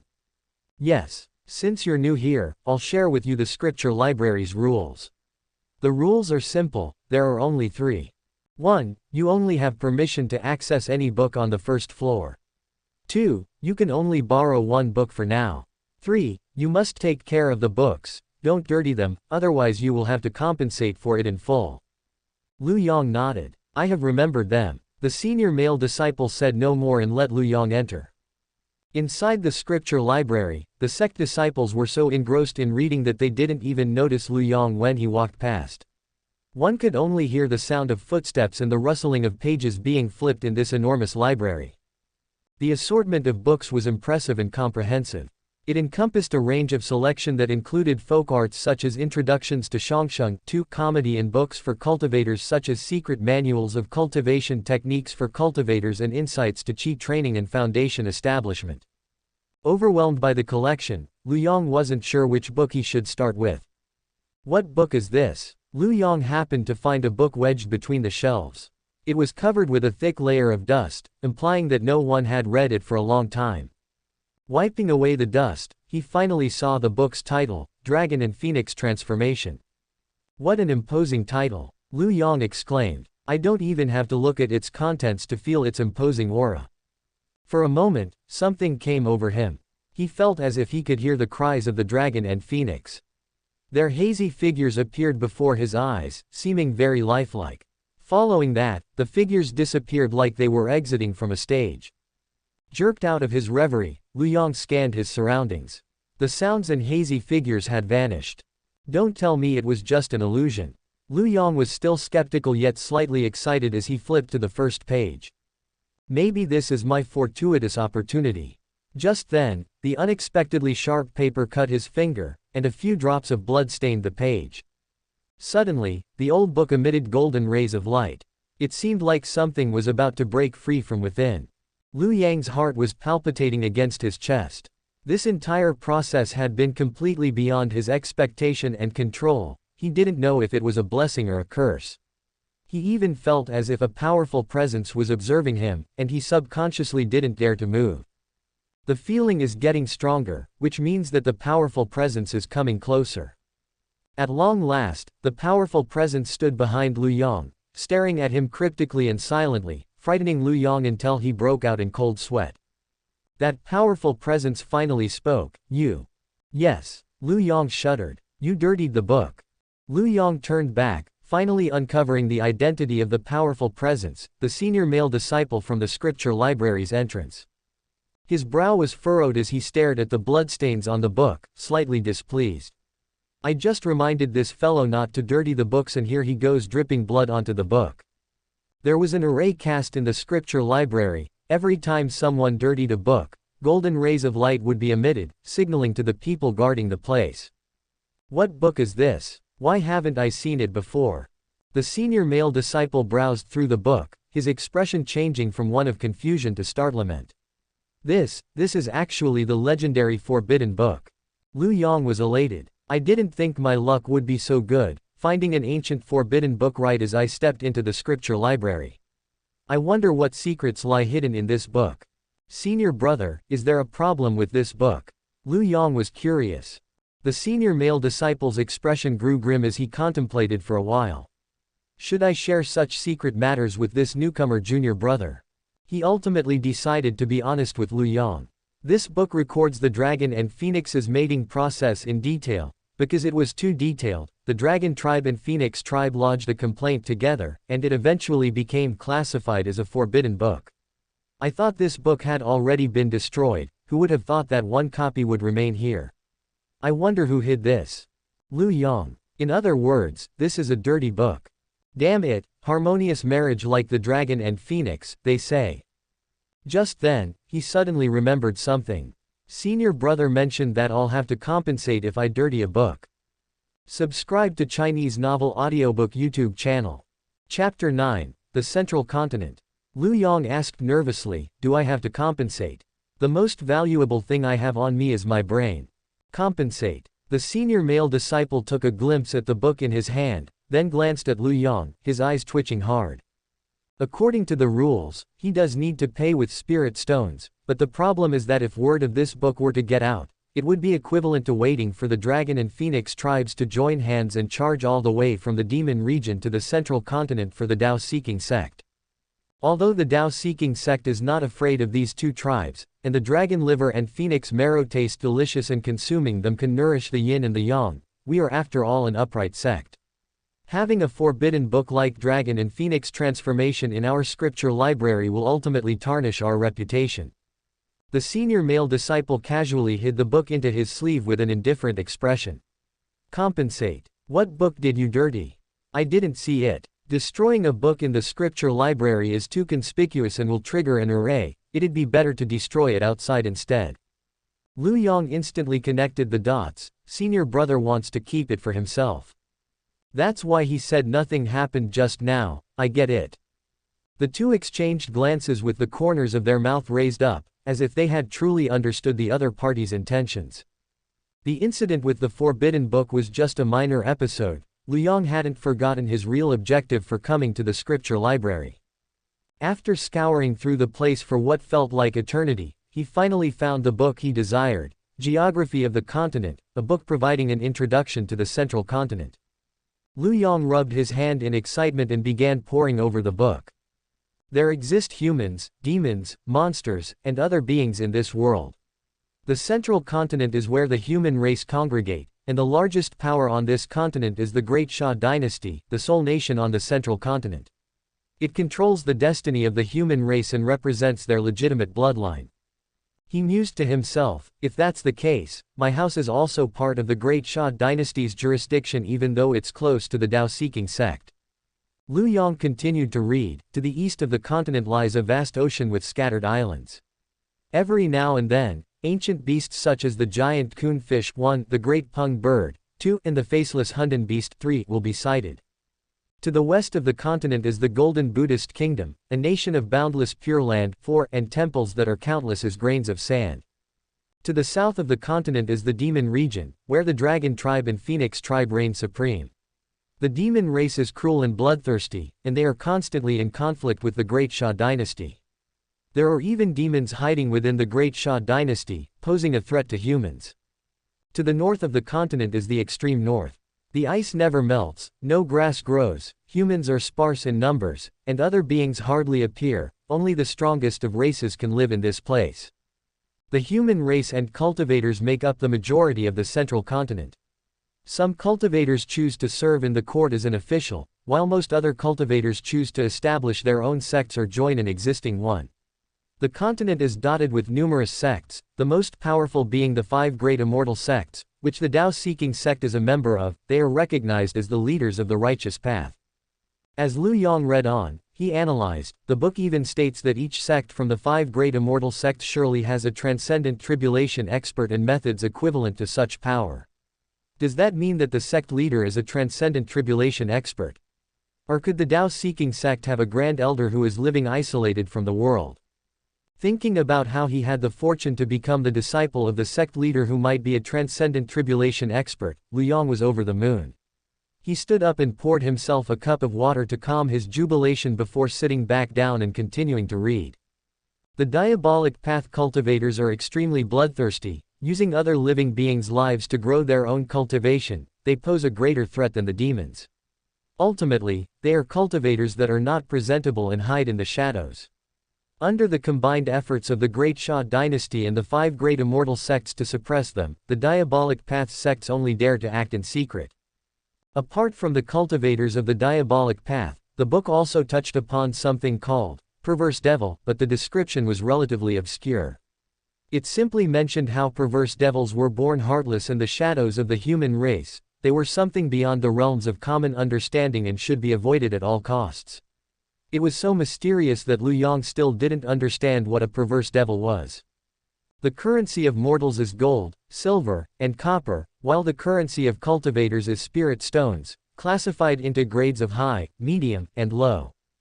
Afterward, Lu Yang started to learn about the basic common knowledge of cultivation, including the standards for each cultivation stage, what the 100 arts of cultivation exactly comprised, the breeds of demon beasts, the tiers of cultivation techniques, and the history of the central continent. The information Lu Yang had gleaned from the storyteller in the tea house was far from what was enough for him to find a place in the cultivation world. As he absorbed the lines of interesting knowledge, he found himself immersed and swimming in the sea of knowledge. Only until evening did he feel a pang of hunger and remember that he hadn't eaten for a day. The senior male disciple was no longer standing guard at the entrance. Instead, it was a senior female disciple. Lu Yang asked respectfully, "Senior sister, sorry for disrupting, I am a disciple who just joined yesterday and am still unfamiliar with the Tao-seeking sect. Is there a place for meals in the Tao-seeking sect?" The senior female disciple was startled by Lu Yang. She shuddered, and her eyes were furtive, visibly scared of speaking with people. Most people are able to abide by the scripture library's rules and need no reminders, so my personality is a good fit for this place. Not daring to meet Lu Yang's eyes, her head was lowered as she softly muttered, "So you just joined, junior brother. There is a dining hall in the Tao-seeking sect, but as someone experienced, I won't recommend eating there." Lu Yang was befuddled. Why is that so? Is there a problem with the dining hall? It is at 100 Refinement's peak, it belongs to 5th Elder. Lu Yang was taken aback. The name doesn't sound like a place for preparing meals. Regarding this 100 Refinements Peak, Fifth Elder specializes in crafting weapons, so the 100 Refinements Peak is naturally a peak dedicated to that. The dining hall is located right on this peak, and the chefs in the dining halls are all top-notch weapon crafting masters. Their manto 5 can pierce through mountains, their rice grains can be used as covert weapons, and their Utiao 6 can even smash apart steel and bones. Lu Yang didn't know where to start cursing. Why can the chefs become weapon crafting masters? The senior female disciple timidly explained, think about it, junior brother, a crucial part of being a chef is controlling the heat, and this is precisely what the weapon crafting masters excel at. These two professions are more closely related than you think. Lu Yang nodded sincerely. Indeed, they are more closely related than I'd thought. Noting Lu Yang's plain attire, the senior female disciple hesitated for a bit. Moreover, when you purchase weapons, going to the dining hall to eat requires spirit stones. Junior brother, you don't seem to be very well off. Most cultivators' attires may not be luxurious, but they're at least made from common spirit items such as celestial silkworm silk, which makes them impervious to fire and water. From Lu Yang's modest attire that was patched with many scraps of cloth, she could tell at one glance that he came from a mortal background. Lu Yang could only laugh sheepishly. She got it right, I don't have a single spirit stone. No need to be embarrassed, there are many disciples in the Tao-seeking sect who were mortals, the senior female disciple comforted him.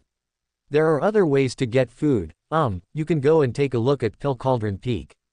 There should be discarded fasting pills, you can try asking them for some. She added, the Pill Cauldron Peak has high standards for their pills, so even if they call it discarded, it is simply because they are of lower quality, you don't have to worry about it being poisonous. However, when you are at the Pill Cauldron Peak, you have to be careful of 7th Elder who is the Peak Master, Senior Brother Wu Ming, Senior Brother Wenda, Senior Sister Qing Kong, Junior Brother Long Yan, anyways, just be careful. Setting aside his bewilderment, Lu Yang cupped his fists. Thank you, Senior Sister. I am Lu Yang. May I ask what your name is? I'm Zhou Lulu. Chapter 10. Even a smell on Pill Cauldron Peak is fragrant. Bidding goodbye to Zhou Lulu, Lu Yang made his way to Pill Cauldron Peak. Just as he arrived at the foot of the mountain, a strong medicinal fragrance assaulted his nostrils. As expected of Pill Cauldron Peak, even the air is filled with fragrance. The paradise and celestial lands from the legends may not even compare to this. Lu Yang couldn't help but inhale a few more breaths.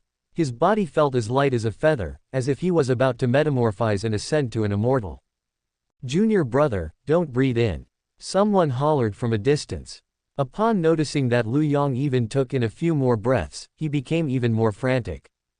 Junior brother, quickly use the turtle breathing technique. Oh wait, you seem to be immortal, quickly cover your nose then. I slipped up while crafting medicine, and this poisonous scent was emitted. Lu Yang couldn't hear anything else he said after that. What kind of place is this? Even a smell is poisonous. Lu Yang murmured as he stood up wobbly. He felt as if the world was spinning around him. Before long, everything went black, and he collapsed to the ground. What just transpired proved that a scent's fragrance has no relation to its toxicity.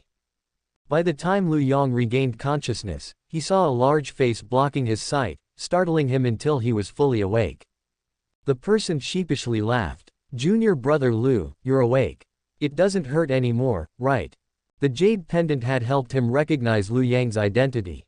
Lu Yang blinked his eyes, unable to ignore the soreness all over his body, as if he had been rolled into a ball of dough and then flattened with a rolling pin. Taking in his surroundings, he found himself in a pill concoction room. The intensity of the medicinal scent was even stronger than that outdoors. In the middle of the room lay a gigantic furnace for concocting pills, surrounded by shelves filled with bundles of medicinal herbs and white porcelain bottles which likely contained successfully concocted pills. Strewn on the floor were diagrams of pill concoction methods and white mice locked in cages. Those unfamiliar with this place would struggle to even find a spot to step on. There was only one bed in this room, the one Lu Yang was lying on. I'm Wu Ming. Sorry, junior brother. As I was ruminating over a problem when I was concocting pills, I got a little distracted and didn't control the fire well, so I ended up concocting a poison instead. Wu Ming proudly added on, that said, you don't have to worry. Although I often accidentally turn pills into poison, I've never killed anyone. Now I'm even more worried. Lu Yang got up painfully and shifted himself to the corner of the bed so that he could be more comfortable leaning against the wall. Feeling his head itch, he touched the back of it, pausing for a moment before asking, if I only inhaled poisonous air, why is the back of my head wrapped in bandages? Wu Ming awkwardly explained, I got a little distracted when carrying you, so your head hit the ground. But you don't have to worry, as long as you're alive, you can be healed at our pill cauldron peak. The pills I have are too potent and unsuitable for your consumption. Look, when you were unconscious, I specially concocted pills that even mortals can ingest. Wu Ming passed 2 pills to Lu Yang just like he was offering a treasure. The pills were golden with 3 rings around them. What Lu Yang knew is, pill marks, a sign of near perfection. Lu Yang still didn't dare to eat it. I came to Pill Cauldron Peak only wanting to request for a few fasting pills, but before I could even do anything, I'm already lying in bed with my head wrapped in bandages. If I eat something else, I'm afraid that even the King of Hell would praise me for my recklessness. It's not poisonous, really, Wu Ming assured him repeatedly. Seeing Lu Yang's evident lack of trust, Wu Ming found a little white mouse to demonstrate. The little white mouse seemed to know that its death was imminent. When Wu Ming picked it up, it was still squeaking incessantly as it bid farewell to its wife and children.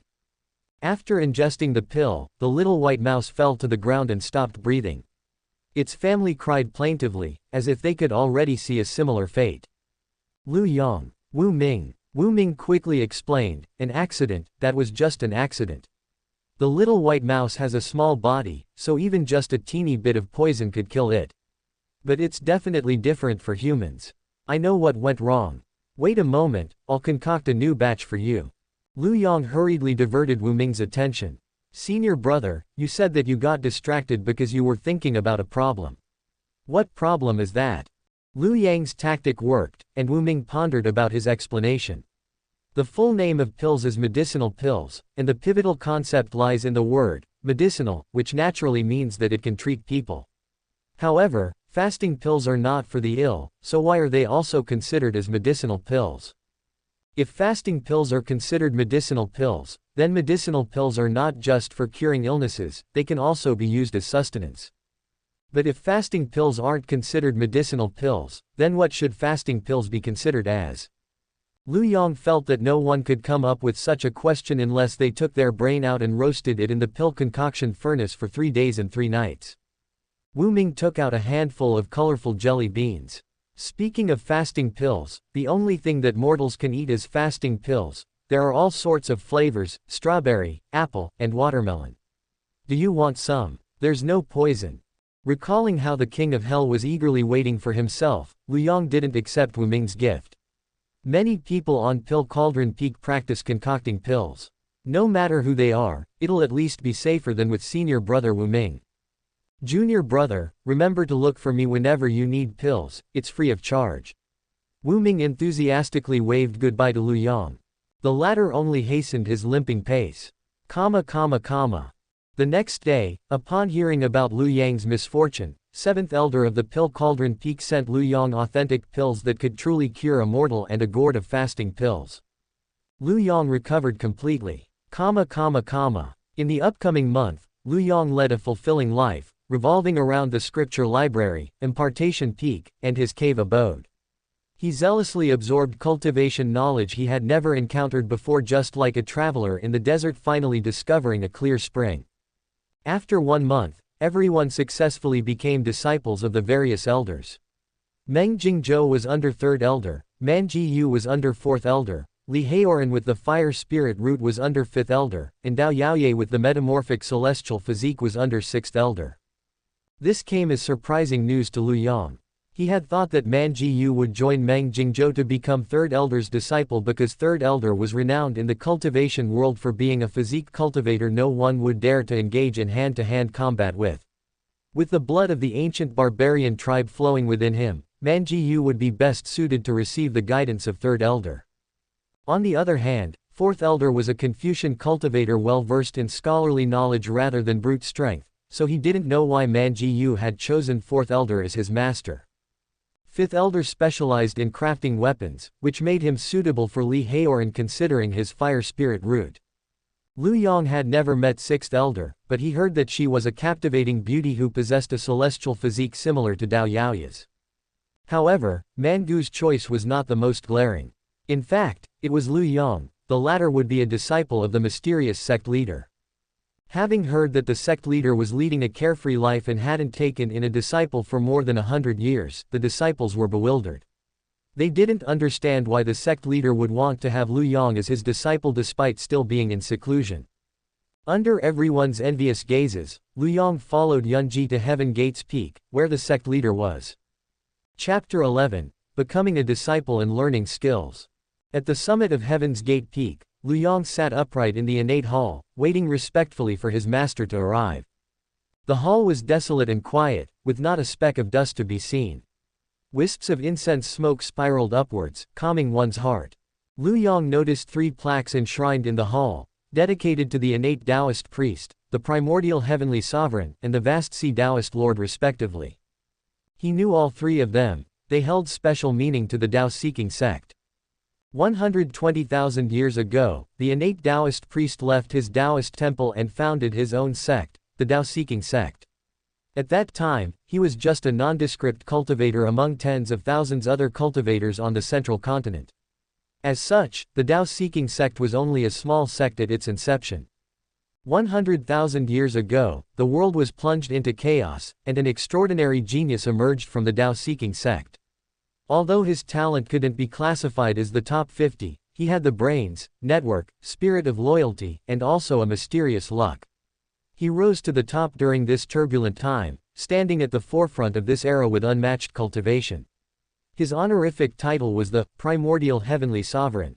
Under the Primordial Heavenly Sovereign's leadership, the Tao-seeking sect flourished, becoming one of the largest sects. During the sect's 20,000th anniversary, many friends came to celebrate. He then took this opportunity to establish the title of the 5 Great Immortal Sects, along with 4 other top-notch cultivators, earning recognition from the masses. Nothing lasts forever, there is no eternal glory. Another 50,000 years passed, and the Tao-seeking sect had weakened. The seniors in the sect were either approaching the end of their lives or had met untimely deaths, leaving few to manage the sect. They also lacked promising disciples, falling into an awkward situation where they could not make ends meet, and there were even rumors that the Tao-seeking sect would lose its status as one of the 5 great immortal sects. Perhaps there was really a mysterious luck blessing the Tao-seeking sect. One day, when a senior was out slaying demons, they rescued a child from the ruins and brought the child back to the sect, only to discover that the child was actually a rare cultivation genius. The child did not disappoint, rapidly advancing in cultivation.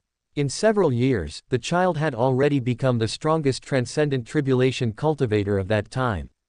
This child's title was the Vast Sea Taoist Lord, and the child was later addressed as the Tao-seeking sect's resurgence ancestor for extending the sect's glory for another 50,000 years until today. Big senior sister, where is our Shifu? Lu Yang had waited for half a day but had yet to see someone else apart from Yunji. Shifu is still in seclusion and has reached a critical juncture, so he can't leave. I will take you in as a disciple on his behalf and guide you in the ways of cultivation. Before you officially start cultivating, let me briefly introduce our sect to you. Shifu has very few rules, as long as you don't go overboard, violate ethical norms, or cause public outrage, he wouldn't care. But I have slightly stricter standards. What he doesn't care about, I will. There are a total of 4 disciples under Shifu. Apart from you and me, you have a senior brother and a senior sister. They are in the Buddhist kingdom in the west and the demon region in the south respectively. They hardly return to the sect, so it'll be hard to meet them. When you have progressed in your cultivation and have the chance to travel around, you may have the chance to meet them. As for now, Yunji paused and took out 3 ink paintings, revealing Lu Yang's master, second senior brother, and third senior sister, all whom he had never met before. The 3 people were smiling extremely brightly in the paintings. Lu Yang's master had white hair, but his gaze wasn't clouded like most other elderly. Instead, He seemed more like an otherworldly expert who liked to frolic around in the mundane world. His second senior brother bore a gentle and kind demeanor with sword-like eyebrows and starry eyes. His third senior sister was charming from all angles, a beauty capable of causing the downfall of a nation. Including you, there are altogether 5 people in our house. As there are only 2 of us during your initiation ceremony, it will be too lonely, so Shifu had specifically instructed to have all 3 of their paintings prepared to represent their presence. Lu Yang looked at Yunji, then glanced at the surrounding lifelike black and white paintings that seemed to be staring right into his soul. An inexplicable chill ran down his spine. It's as if our whole sect has sacrificed themselves for the greater good, leaving only me and big senior sister behind. 3 spirit incense sticks suddenly appeared before Lu Yang, handed to him by Yunji. These are message incense. They can convey your thoughts. Light 3 incense for Shifu and it will pass on your feelings of gratitude and respect. The 3 spirit incense were lit and inserted in a small censer before their master's painting. Ancestors, please bear witness. Shifu above us, please accept a bow from your disciple. The uncanny resemblance is stronger now. After the initiation ceremony was over, Lu Yang hesitatingly asked, Big senior sister, it may be disrespectful of me to ask, but Shifu is indeed still alive, right? Lu Yang was afraid that Yunji would laugh grimly and tell him that he had stumbled across a highly confidential secret about the sect leader's passing and he would be silenced. On the other hand, Yunji was bewildered by Lu Yang's question. Of course, he's still alive. I have seen your exam results on Impartation Peak. You remembered the positions of the acupoints and meridians very accurately, and you could also recite the basic inner cultivation methods from memory. Such dedication is commendable. Now, we will officially begin with your cultivation. Lu Yang beamed with excitement and listened even more intently. I can finally start cultivating. Before starting, Yunji said, it's my first time teaching a disciple, and it's your first time being one, both of us can adapt accordingly. That said, you don't have to be too worried. I have made ample preparations for today. Yunji laid out various small medicinal jars in a row, each labeled with the names of pills Lu Yang had heard of before. White bone pill, pills capable of reviving a person and regenerating flesh even when they have turned into white bones. 7-story pagoda pills, part of the life-saving pill series the Buddhist kingdom had invented for accumulating merits. Every person who took a 7-story pagoda pill would allow the Buddhist kingdom to gain an instance of merit. 9-round reincarnation pills. There was a saying in the cultivation world that 9 rounds of reincarnation can be exchanged for 1 life. With these pills, it would be hard even if Lu Yang wanted to die. Qi training starts with tempering the body. Since you have not been exposed to body refining training, we'll start from 0. Yunji casually tore through space with a wave of her hand and took out 2 large vats of water from her storage space. Hearing a dull thud as the vats hit the ground, Lu Yang felt his heart skip a bit as an ominous feeling washed over him. A sword cultivator is particular about sword intent and arm strength, so an important goal from your body refinement is to train your arm strength. I'll only demonstrate once. Watch closely. Yunji stepped on the edges of both vats as if she was standing on flat ground. With one of her hands grasping the edge of one vat, she effortlessly lifted it up and let go.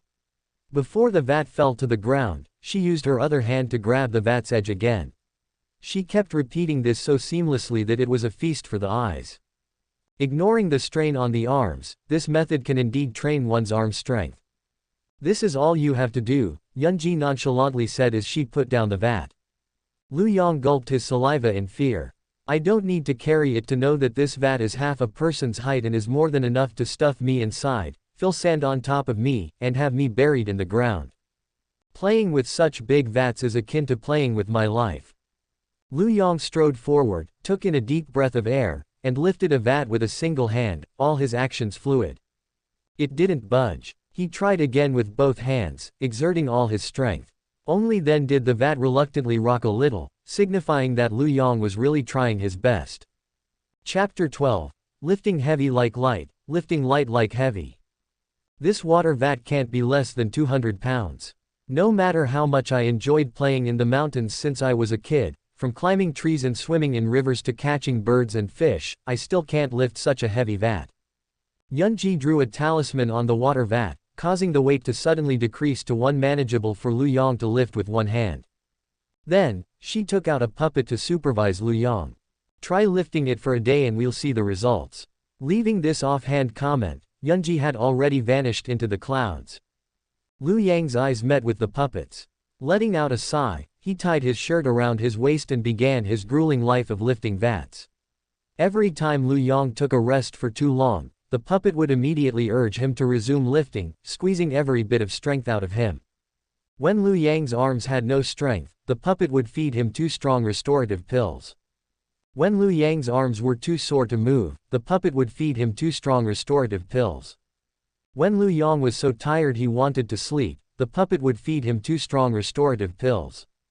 By the end of the day, Lu Yang's legs were wobbly, and his arms hung limp, completely numb. When he swayed his body to the left, his left arm would swing like a pendulum. When he swayed his body to the right, his right arm also swung, and then he collapsed to the ground with a thud. The puppet fed him 2 strong restorative pills as usual. Seeing no reaction from Lu Yang, the puppet could only end the day's training. It found a small cart to push Lu Yang back, even covering him with a straw mat like one would for a corpse. With the aroma of food wafting into Lu Yang's nose, he began to drool and slowly regain his consciousness. I can finally eat. Lu Yang heaved a sigh of relief. If I still didn't get to eat, I would think that I didn't join a cultivation sect but rather serving my time in a water prison for committing a heinous crime. As the sect leader's disciple, food was not a concern. He didn't have to take fasting pills every day, and delicacies made from unknown and rare ingredients silently improved his body. But Lu Yang still couldn't lift his arms at all and had to be fed by the puppet. Yunji brewed an enormous pot of body-fortifying liquid medicine and had Lu Yang bathe in it. The spirit medicinal smell in the air almost knocked him out. Hold this. Yunji passed a hollow reed straw. This is. When you soak in the body-fortifying liquid medicine, you need to submerge your entire body. But when you bathe, your head will definitely be out of the water. Later on, you can bite the reed straw and breathe when you submerge your head inside. As expected of Big Senior Sister, she is truly attentive. Even if it's torture, it's still for my own good. After Yunji left, Lu Yang stripped himself of his clothes, bit the reed straw, and jumped into the wooden bucket. Following that, a blood-curdling scream filled the air, as if a pig had been slaughtered. Big Senior Sister, you use boiling water to bathe. Yunji arrived at a small courtyard. A gentle breeze blew away the lingering medicinal bath scent on her. She began to ponder whether she had overlooked anything. Having grown up in a family of cultivators, everyone she met was a cultivator. After joining the Tao-seeking sect, she concentrated on cultivating and hardly interacted with the mundane world, so her understanding of mortals was limited. In order to teach Lu Yang, she had specially sourced for numerous books depicting mortals. While Lu Yang was studying basic cultivation knowledge, she was studying basic mortal knowledge. However, it was clear that these books did not mention the temperature of mortals' bathwater. Hearing Lu Yang's hoarse scream, Yunji contemplated for a bit. It's too late to reduce the water's temperature now. In that case, I can only. Yunji took a bottle of burn ointment from her sleeve. She placed it outside the door and knocked. Little junior brother, I have left burn ointment outside the door, remember to use it. Time passed, and through the forced relentless training, spirit beast meat, and specially crafted medicinal bath, Lu Yang finally transformed from an ordinary mortal to an excellent street performer with burned and peeling skin and adept at handling vats.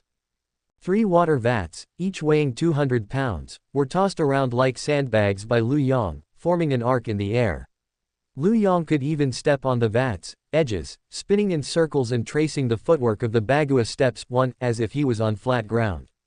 Upon laying the vats flat on the ground, he was still steady when stepping on the rolling vats.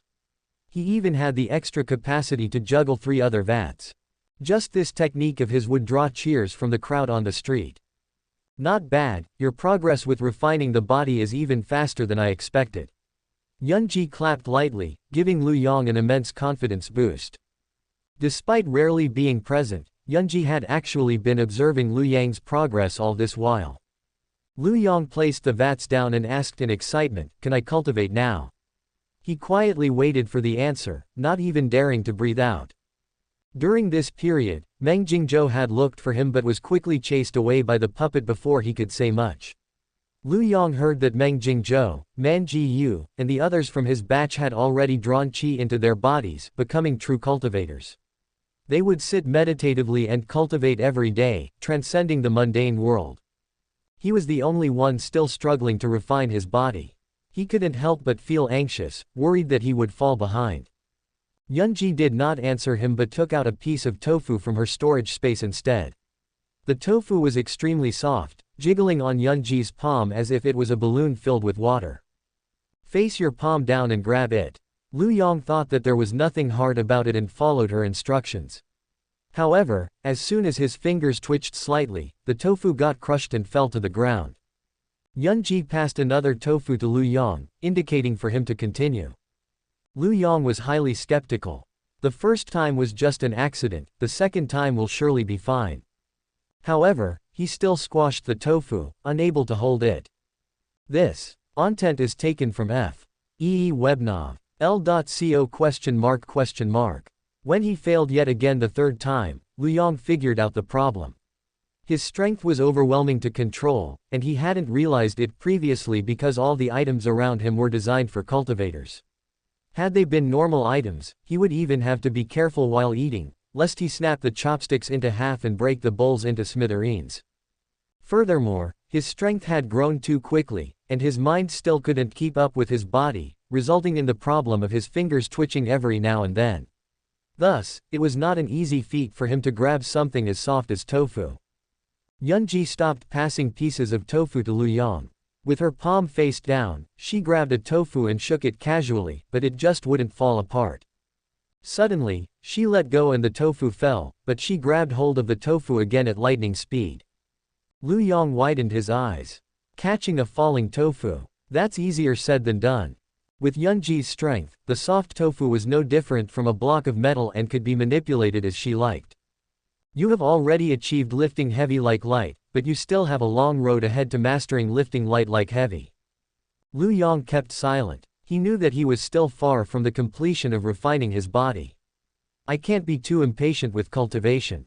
Meng Jingzhou had his family clan teaching him since he was a child, that's why he can directly cultivate. Catching up with them will certainly not be easy.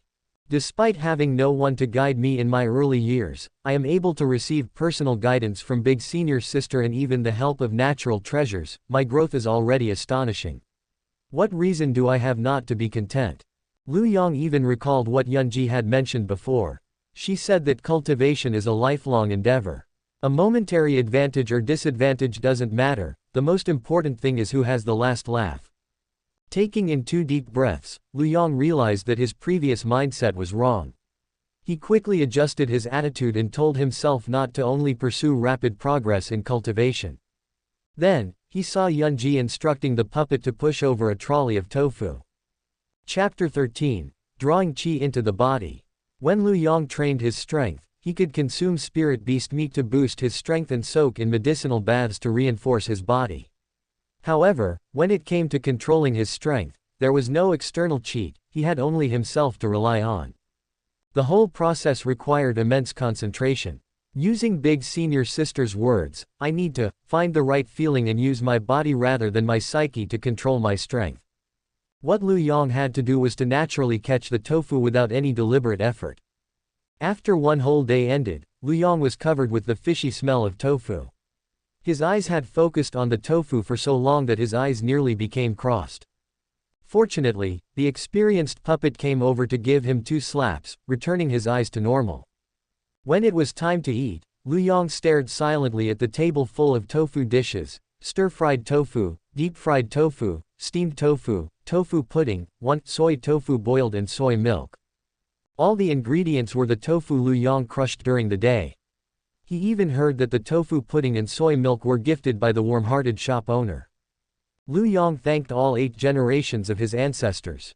The dishes will remain the same until I can control my strength. In other words, between me and tofu, one of us will definitely be finished. Tofu was not an ordinary food. Long-term consumption could regulate a cultivator's balance of the 5 elements, prolonging their breaths and increasing their stamina during a battle. These were just a few out of the countless other benefits. But no one can stand eating tofu every single day. Lu Yang had no choice but to dig into his meal, pondering about how he could better control his strength the next day. While still in his slumber, Lu Yang felt a dazzling white light shining on his face, causing his eyelids to stick together and form a contorted expression. Only until he had gradually adapted to the strong light did he try to open his eyes. He found himself in an immaculately white space. His surroundings were filled with thick fog, limiting his visibility to only a small area around him. But Lu Yang couldn't find the source of the light. Where is this place? Lu Yang was a little frantic. I'm sleeping right in the Tao-seeking sect, where numerous experts congregate, and Big Senior Sister is just next door. Who could have stealthily pulled me into this mysterious space? Are they a friend or a foe? An imposing voice emitted from within the fog, distant like it had traveled from the ancient past and dwelled in the river of time. Young man, this is a temporary space built by yours truly. No one can detect it. Lu Yang's chest tightened. The other party's methods were unimaginable. He could only hope that they didn't bear any ill intention toward him. I have witnessed the ancient times and seen many experts with unrivaled cultivation, but not a single one of them could escape from the erosion of time. Their passion and ardent desire to overcome challenges ultimately wound up in a final sigh before their last breath. No matter how peerless they had been, I remained carefree and exist eternally. The voice sounded hoarse from the vicissitudes of life, carrying a hint of weariness from everything returning to nothingness. The existence of this unparalleled expert was beyond Lu Yang's imagination. The expert continued, I had a sudden whim today to do a quick divination, and I calculated that you and I are fated, so I summoned your soul to this temporary space to receive my legacy.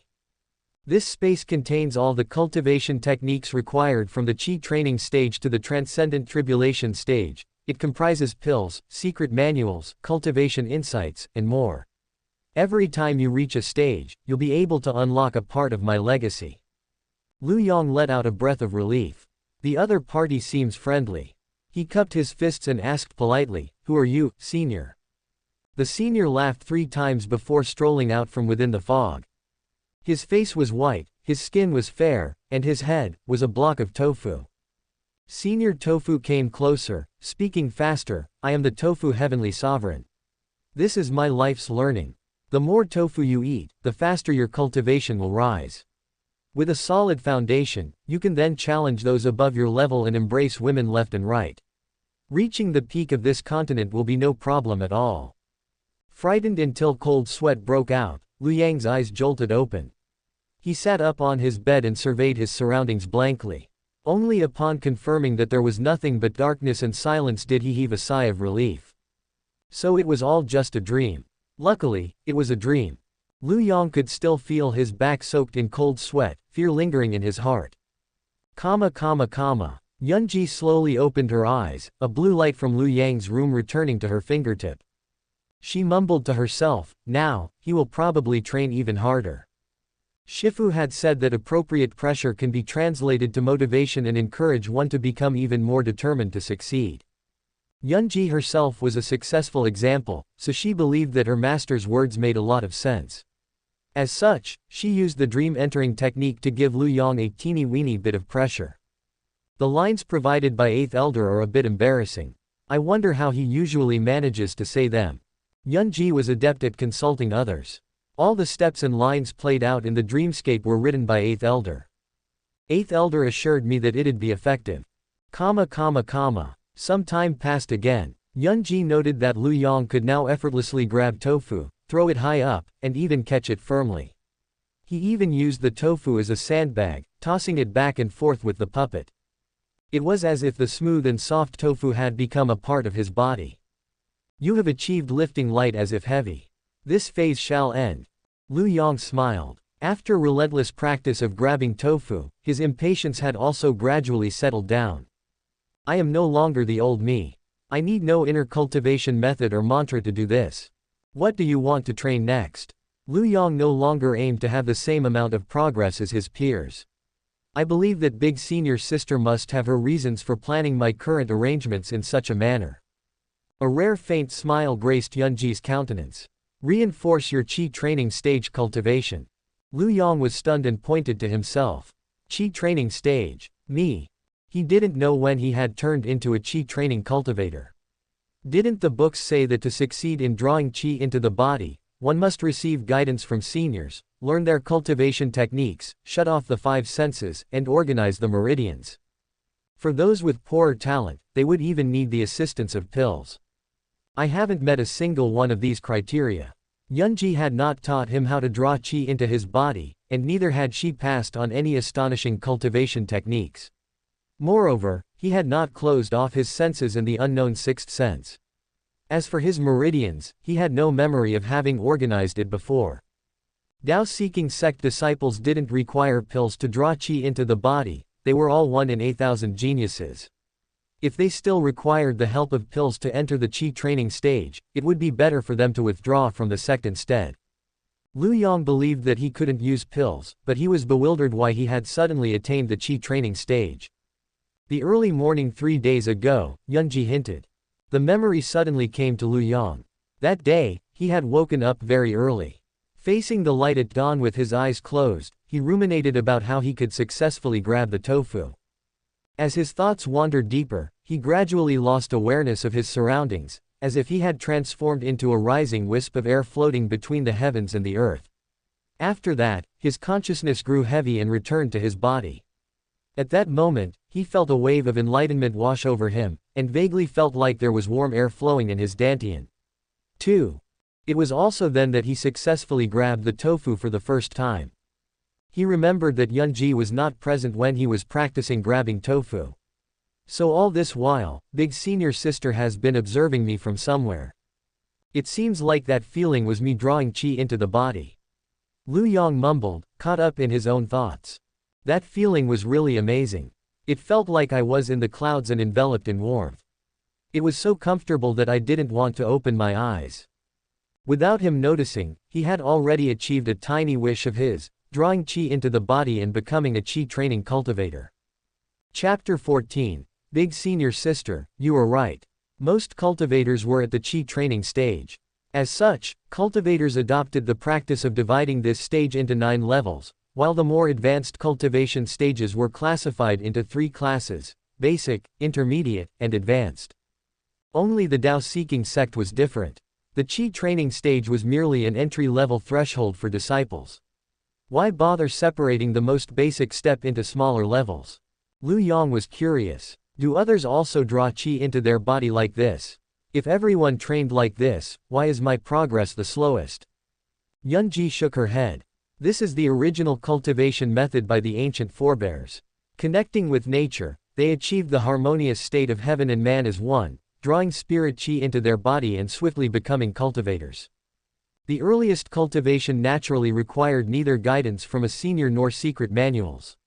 It was all about constant enlightenment and trial and error with their bodies. She continued, as for your meridians, they had been fully opened during your medicinal baths, and now spirit Qi runs freely. Under the state of heaven and man as one, the spirit Qi will flow through your body according to your feelings. This path of Qi flow will be best suited for you, surpassing any other cultivation techniques. The cultivation world liked to split the cultivation techniques into 5 ranks: yellow, black, earth, heaven, immortal. However, Yunji only recognized 2 types of techniques: techniques that were suitable for oneself and techniques not suitable for oneself. None of the existing cultivation techniques were designed for you at their creation. There are many cultivation techniques that are suitable for a sword spirit root. In fact, I have a whole box with me, but they're all not suitable for you. From today onward, I will be assigning you a long-term task: create your own cultivation technique. When Yunji spoke of creating one's own technique, she hadn't meant for Lu Yang to figure it out alone. She intended to guide him by his side. Even then, the challenges within were apparent. Creating cultivation techniques was something only the elders in the cultivation world were capable of doing. Lu Yang's mouth twitched. The seniors who create cultivation techniques are of such high positions. They have the knowledge of all cultivation stages at their fingertips. That's how they are qualified to create cultivation techniques. As for me, I'm just a novice who just drew Qi into my body, isn't that too? Yunji cut Lu Yang off before he could complain further. Creating cultivation techniques isn't as hard as you think. Did you know that the Tao-seeking sect has a rule that after every disciple reaches the foundation establishment stage, they must complete missions issued by the Great Mission Hall to fulfill their obligations as part of the righteous path? Lu Yang nodded. He had heard about it. Other sects had similar systems, requiring their disciples to complete missions. After all, sects were not places for idlers. Only by contributing to the sect could one demonstrate their value. However, the 5 great immortal sects were different. They requested that disciples issue missions not for contributing to the sect but rather the righteous path. Having the 5 great immortal sects as the leader of the righteous path was not just for show. Most missions require people to go down the mountain to exterminate demons and devils, exorcise ghosts, and more. I don't like the feeling of the mundane world, so I chose another method to finish the missions. What was it? There is a fixed task in the Great Mission Hall: introduce a new cultivation technique that doesn't exist in the Tao-seeking sect's records. That also counts as completing a mission. Then big senior sister, you. Lu Yang had a bold and seemingly ridiculous thought. Yunji continued, so to deal with.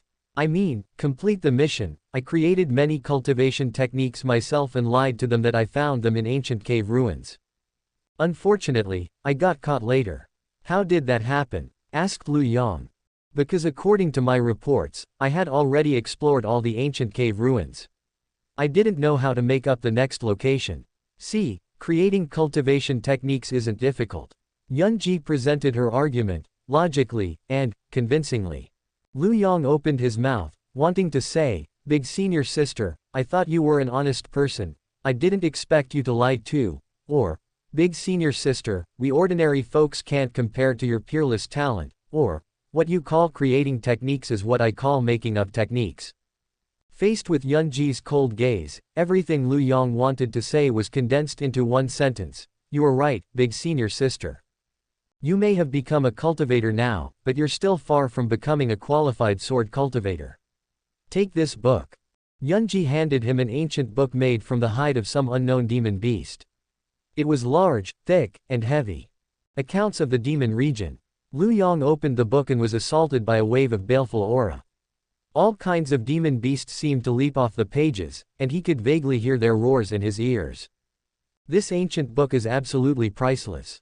Lu Yang pondered. Sword cultivators need sword intent. I've just arrived at the Qi training stage. How do I cultivate sword intent? He had heard that ancient sword cultivators had been enlightened and developed their first sword intent in the moment between life and death during battles with demon beasts. The answer was now clear. He needed to observe demon beasts, comprehend their ferocity, and encapsulate his enlightenment from experiences with a myriad of demon beasts to discover his own unique sword intent. Although this method was difficult, it was suitable for someone with a sword spirit root like himself. It also shows big senior sister's high expectations for me. I've understood everything. Lu Yang nodded. Yunji glanced at Lu Yang, unsure of what he had just understood. Nonetheless, she waved her hand, and the puppet brought over another cart of tofu. As long as you understand. Becoming a sword cultivator requires the word, precise. Hold this Qingfeng 1 sword properly. Then use the sharp end to carve the tofu into the design of demon beasts. All the demon beasts' appearances are documented inside the book. From her storage space, Yunji took out a gleaming sword with the characters, Qingfeng, engraved on the hilt. Lu Yang was speechless. Tofu again. Could it be that the dream I had last night wasn't a nightmare but a prophetic dream, hinting that my future Taoist title would be, Tofu Heavenly Sovereign? Damn it, I can't have such thoughts. Lu Yang quickly banished the dreadful thought from his mind. He took the Qingfeng sword, and his first impression was how light it felt. Actually, it wasn't that the Qingfeng sword was too light. On the contrary, it was too heavy for cultivators in the first 3 levels of the Qi training stage. They wouldn't even be able to lift it. But Lu Yang was different. After his training with the water vats, his strength had grown beyond his own imagination. To say it proudly, he didn't need any techniques. A simple punch from him could easily defeat a cultivator at the first 3 levels of the Qi training stage. Perhaps because he had entered the Qi training stage, his talent in swordsmanship began to show. Combined with his newly acquired ability to lift light as if heavy, Lu Yang used the Qingfeng sword with ease. In just over 10 days, Lu Yang was able to carve demon beast shapes out of tofu, as well as figures of himself and Yunji. He could even carve the 9 lotus-shaped mountain peaks of the Tao-seeking sect. Following in the footsteps of folk performers, Lu Yang had learned a new skill, which he could also showcase in the kitchen. However, he had no choice but to speed up. He simply couldn't eat any more tofu. After completing this phase, Yunji appeared and offered him some encouragement. Then, she took out a single white sesame seed. Sword cultivators also need to train their eyesight. Now, I'll throw this sesame seed into the tofu dregs. You need to find it within the shortest time possible. Lu Yang fell to his knees with a thud and implored, "Big senior sister, can we try a different method?" Yunji looked at Lu Yang placidly, her eyes unwavering. "Oh, okay." Chapter 15, The Great Mission Hall. Ever since then, Lu Yang led a rather fulfilling life. In the early mornings, he would sit at the mountain summit, sitting in a meditative state as he basked in the light of dawn. Later in the mornings, he would put his heart into honing his sword techniques. At noon, he would find himself a tree branch and take a brief nap. When afternoon came around, he would be pumped with energy as he sparred with the puppet and got beaten up. After dinner, he would finish the homework Yunji assigned him by the candlelight. Just like that, a year had passed, and Lu Yang's cultivation had steadily risen. Look, isn't that the sect leader's 4th disciple, Sword Spirit Root Lu Yang? Inside the Great Mission Hall, Lu Yang was especially conspicuous. He donned white robes, and his gaze was bright. By his waist was a sword, and its hilt had a red tassel tied to it. Anyone who saw him would inevitably praise that he was a fine, talented young man. Many disciples in the Tao-seeking sect knew one another. Especially in a place like the Great Mission Hall where they would sometimes encounter people they didn't see as often, they would often make a comment or two out of curiosity. Not only was Lu Yang the top performer in the entrance trials, he also possessed a sword spirit root, provoked the good-natured river spirit and Dai Bufan, became a disciple of the sect leader, and received the personal guidance of Yunji. With this myriad of reasons, he stood out among the new cohort of disciples and had gained considerable fame. Despite Dao Yaoya's celestial-like beauty, she couldn't compare to Lu Yang. Lu Yang, the one personally taught by Big Senior Sister. Dang, it really is him. I heard that it has been a year since he joined the sect, and he just became a Foundation Establishment cultivator a few days ago. Already at the Foundation Establishment stage. No wonder he's here at the Great Mission Hall. He is probably going to accept a mission to train and get some experience. Lu Yang was no longer a stranger to surrounding gazes that viewed him as if he were a rare and precious breed of animal. The senior brothers are right. I successfully reached the Foundation Establishment stage 7 days ago, then I used 7 more days to reinforce my cultivation before officially emerging from my seclusion. I'm now here according to Big Senior Sister's instructions to go out more. Lu Yang couldn't help but exclaim as he took in the multitude of missions available in the Great Mission Hall, from slaying murderous old fusion devils to searching for cats and dogs. A mission that caught Lu Yang's attention requested a dual cultivation technique, a proper one. There were 2 types of dual cultivation techniques, proper and improper ones. Proper dual cultivation techniques needed no further explanation.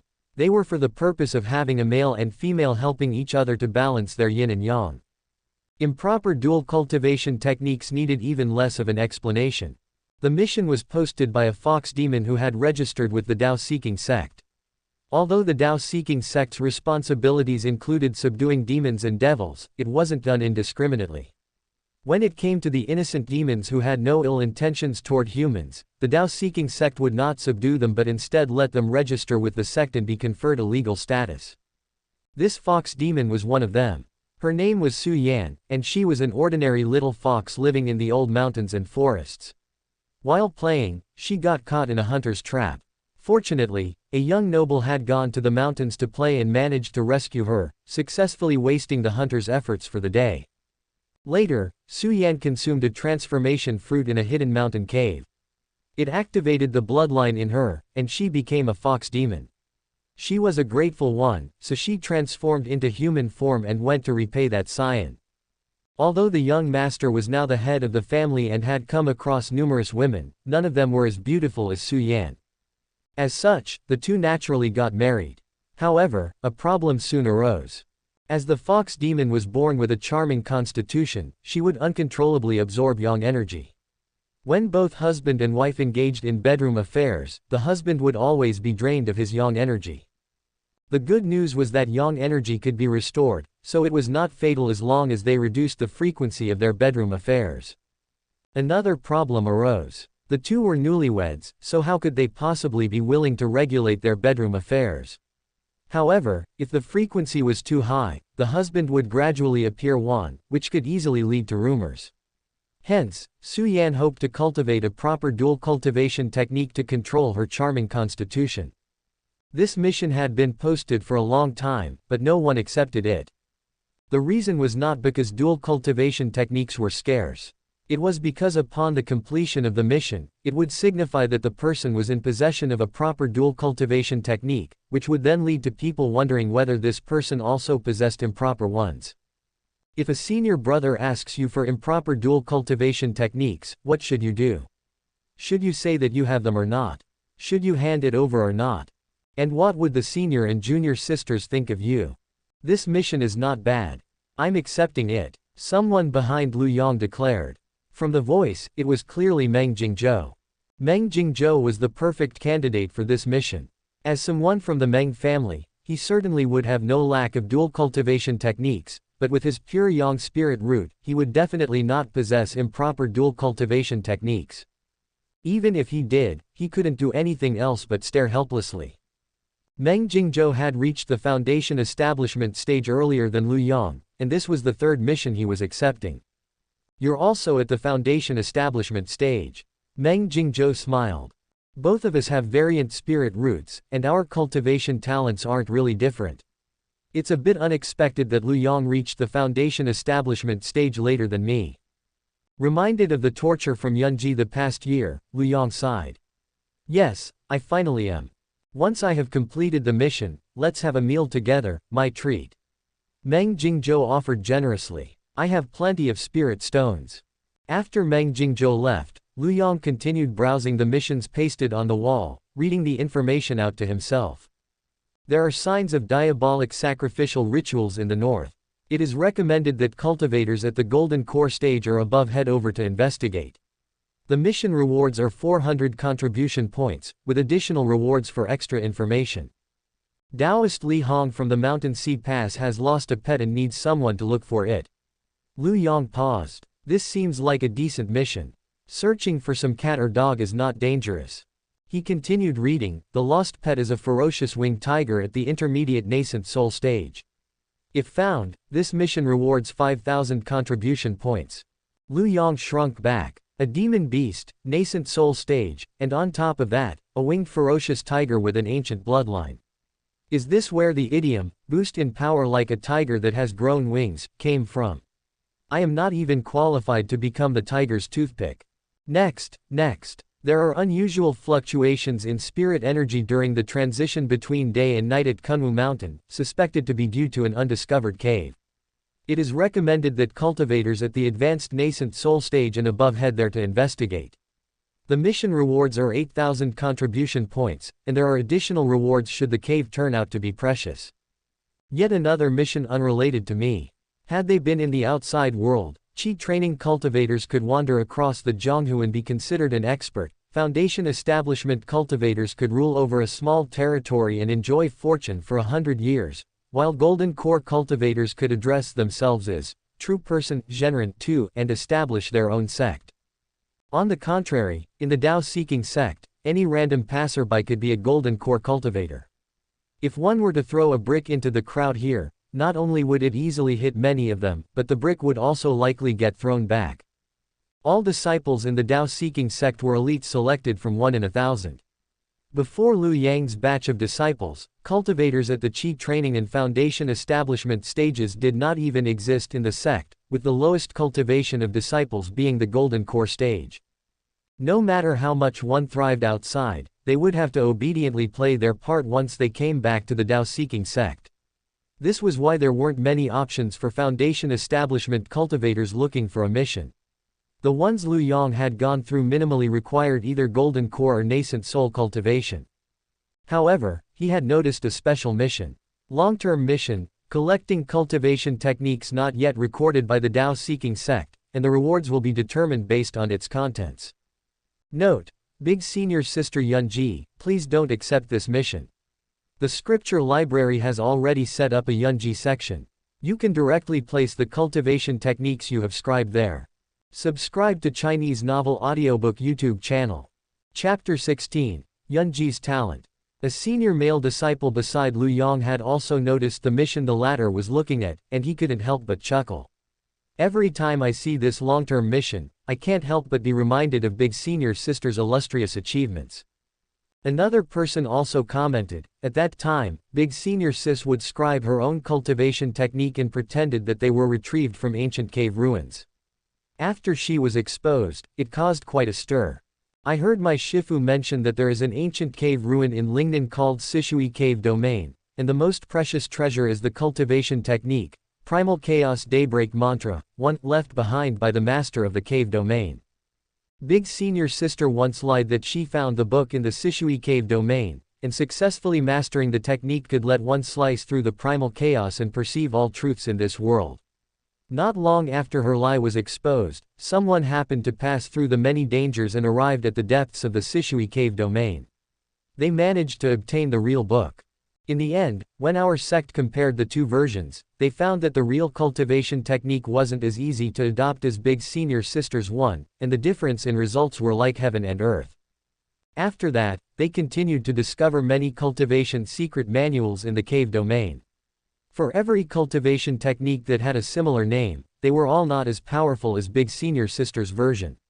When the elders learned of this, they fell silent for quite a few days.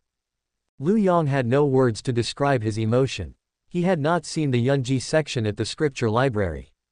It is probably because the cultivation techniques written by Big Senior Sister are out of this world, so they are stored at the highest level in the scripture library. Only those with special access can browse and try to cultivate with them. In other words, they're forbidden. Big Senior Sister's talent is unparalleled and rare even in ancient times. She is capable of dominating the world and also has a heart with magnanimity. Otherwise, everyone wouldn't be saying that it's a good thing that the sect leader is in seclusion and Big Senior Sister is the acting sect leader. I even heard a rumor that Big Senior Sister has the sect leader imprisoned because she wants to seize the position for herself. She even holds secrets of the 8 elders, and the higher-ups don't dare to retaliate. Someone heard weeping sounds from Heaven's Gate Peak at night. That comes from the underground dungeon the sect leader is in. Ha ha ha, that's complete nonsense. Lu Yang didn't take those remarks to heart and continued searching for suitable missions. At long last, he found one where he met the criteria. According to the people of Typing Village in Kyuhei Commandery, a bird-type demon beast that can speak human words has appeared. Its exact breed is presently unknown, and there are currently no records of it harming people or using demon powers.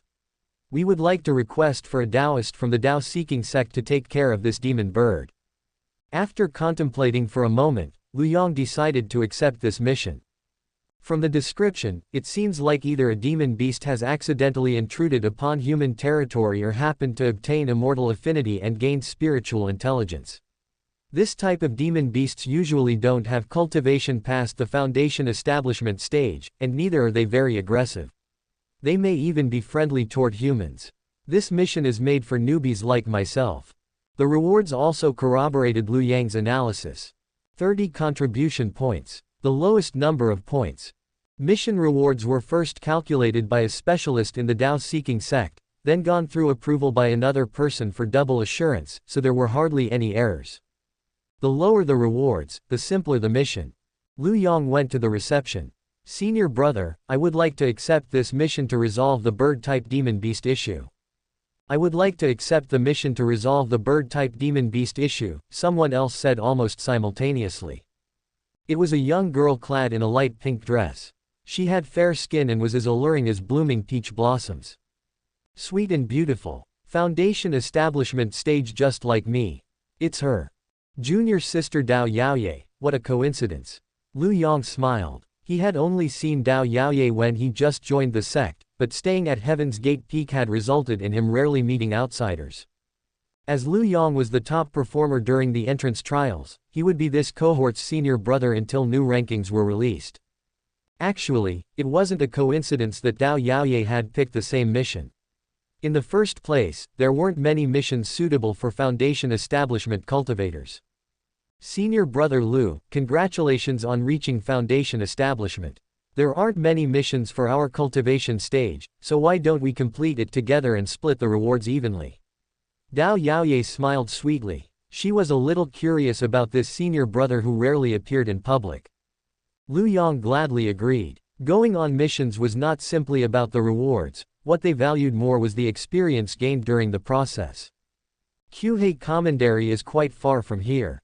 Why don't we take a flying vessel? Junior sister Dao Yaoye, did you know that as humans are a contradictory species? What we fear is what we admire. I heard that in ancient times where demons and devils roamed the world and calamities were endless, humans were weak and struggling to survive. Those great demons relied on the bloodline of their ancient ancestors, their robust bodies, and remarkable talents to rule the wildlands despotically. The humans were afraid of the great demons, viewing them as natural disasters that couldn't be resisted, but at the same time, they also admired them, hoping to obtain power like them. That was how our ancient forefathers developed cultivation techniques and learned extraordinary magical powers from the ancient beast's bloodline. They surmounted challenges after challenges and stood towering above all on the continent, finally carving out a new world for the humans. Let's take another example: wind, rain, thunder, and lightning. Although the ancient people were scared of them, they also looked up to them. They represented the mighty forces of nature and its unassailable will. Despite that, humans hoped to obtain such power. They asked the heavens and faced the thunders, achieving enlightenment through the wind and rain. From comprehending the philosophy of earth follows heaven, heaven follows Tao, Tao follows nature, they developed countless Taoist and cultivation techniques. Do you see? Such a contradictory mindset is essential for humans to become the hegemon of the continent. Let's take another example: the sky. Humans yearned for the sky, hoping to fly freely in the sky like birds. At the same time, they also revere it, finding it mysterious and unfathomable. Such reverence is ingrained in our blood, and every human holds this mindset, be it obvious or not. On the flying vessel, Lu Yang stood up in excitement as he reached a climax. He gestured with his hands as he subjected Dao Yaoye to his speech that knew no boundaries. Calmly pondering for a bit, Dao Yaoye interrupted Lu Yang's discourse. So is this the reason for your fear of heights? Yes. Dao Yaoye didn't know what to say to that. The two sat inside the cabin of the flying vessel as it flew through the clouds. There was a balancing array mass produced by an array master at the bottom, so passengers wouldn't feel a single thing even when traversing tempests and rainstorms. The weather was clear, perfect for basking in the sun and enjoying the scenery while sitting in a meditative position on the deck. Dao Yaoye had suggested that the two of them go out to the deck, but Lu Yang had adamantly refused. Dao Yaoye was more curious than the average person. After pressing for answers repeatedly, Lu Yang had no choice but to explain his fear of heights by starting from ancient times and citing various classics with conviction to prove that a fear of heights was a reasonable and age-old mentality. To speak about it more broadly, it could even contribute to human progress. Fortunately, Dao Yaoye didn't believe a single word of it. Chapter 17. Have you heard of earthly immortals? Senior brother Lu, I remember that you have a sword spirit root. Dao Yaoye glanced at the ancient-looking sword hung at Lu Yang's waist and the old calluses on his palms. Achieving all this in just a year is enough to show how diligent he has been in practicing his sword. Lu Yang nodded, humbly admitting, I'm barely considered a sword cultivator. Cultivators were divided into various categories according to what they specialized in. Some included pill cultivators, talisman cultivators, array cultivators, physique cultivators, and sword cultivators. Among them, sword cultivators had the strongest attack power. At the same cultivation stage, no one would want to have a sword cultivator as their opponent. Sword cultivators were most renowned for, one sword breaks all spells. No matter how powerful the opponent's powers were, the sword cultivator could slice through it with a single strike. Opposite of sword cultivators were Taoist cultivators. No matter how powerful the opponent's sword technique was, the Taoist cultivator could counter them with, all spells break one sword. Apart from, one sword breaks all spells, there were other famous moves such as, sword opens heaven's gate, and, flying sword. One could imagine how heroic they would appear as they stepped on their flying swords and braved the wind and waves while clad in snow white. What did cultivators seek? Strength and style. Sword cultivators fit these two criteria perfectly. Countless cultivators aspired to become a sword cultivator, but they were unfortunately limited by their lack of sword cultivation talent. So, Senior Brother Lu, what are you going to do after learning how to fly with swords? Dao Yaoye had never heard of a sword cultivator with a fear of heights. Others cultivate to soar through the skies and become carefree, but I'm afraid Senior Brother Lu won't be able to enjoy that. Lu Yang answered in a proper manner, sword immortals don't have to be synonymous with soaring through the skies. Have you heard of, earthly sword immortal, junior sister Dao Yaoye? Dao Yaoye was taken aback. Seeing how serious Lu Yang was and finding the term, earthly immortal, one very familiar, she went along and nodded. Who said that immortals must be high up? The word immortal contains the word, mortal. Immortals are in the sky while mortals are on land. Together, immortals traverse both the sky and land freely, as high up as the moon and stars and as deep as the abyss. The term, earthly sword immortal, illustrates that sword immortals are not only in the skies. They can also walk the earth. When their sword flies out, they can slay demons and devils from 1,000 li away. My goal is to become an earthly sword immortal. Dao Yaoye was just about to follow along and nod when the cool-headedness she had trained over the years stopped her and let her realize the crux of the problem. Hold on, I've only heard of earthly sword gods. Where did the term, earthly sword immortals come from? Lu Yang stared at Dao Yaoye for 3 seconds, as if ancient secrets lay hidden within him. Then, he slowly let out, I made that up. His attitude was so sincere that Dao Yaoye was rendered speechless. She chose to not dwell on his topic any longer. With only 3 days of interaction, her image of Senior Brother Lu had completely crumbled. During the first round of the trials, she had personally witnessed the announcement of Lu Yang's sword spirit root. At that time, her image of Lu Yang was that of an unyielding and upright sword capable of splitting the heavens. Despite not being a man of many words, he was staunch and unwavering no matter the obstacles. After the second round ended and she heard of Lu Yang's unique method of passing, she felt that sword cultivators were quick and flexible with their minds, and she believed that Lu Yang would likely achieve even greater heights in the future. By the third round of the trials, she had been so exhausted on Heart-Seeking Mountain that she could barely open her eyes. Just when she thought that it was impossible for anyone to reach the 50th step, she saw Lu Yang accomplishing just that. Lu Yang's success had given her a tremendous boost in morale, motivating her to continue climbing up the mountain until she finally passed. Now, a year had passed, and the Senior Brother Lu she met again had a fear of heights and was extremely talkative. She finally understood the concept of distance creates beauty.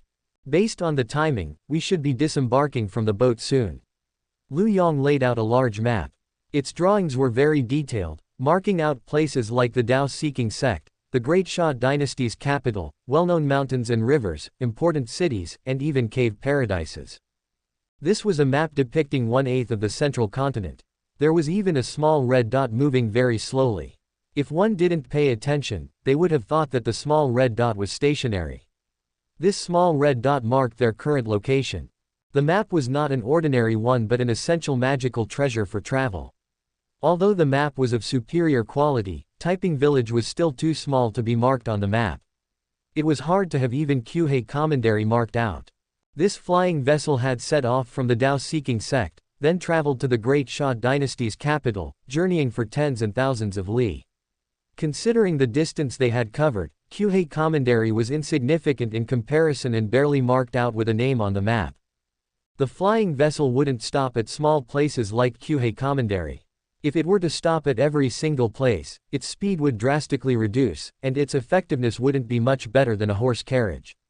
As such, it would only stop at major transportation hubs like the Tao-seeking sect, Qingyan City, Sky-reaching Valley, Crouching Dragon Mountain, and the capital.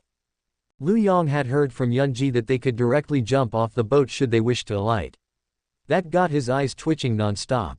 The flying vessel was similar to airplanes from his past life, possessing high speeds and prioritizing efficiency. The greatest difference was that in his past life, passengers simply had to wait for the plane to touch down before disembarking. On the contrary, passengers in the cultivation world could leap off whenever they wanted, the epitome of freedom and openness. It was Lu Yang's first time jumping off, and he was overwhelmed with emotions, evident from his trembling legs. "We are 10,000 meters in the air. Senior brother Lu, do you know how to disembark?" "Of course." Lu Yang puffed out his chest, slightly proud. At this altitude, if one doesn't use proper techniques and falls straight down, even advanced foundation establishment cultivators would turn into a pile of minced meat.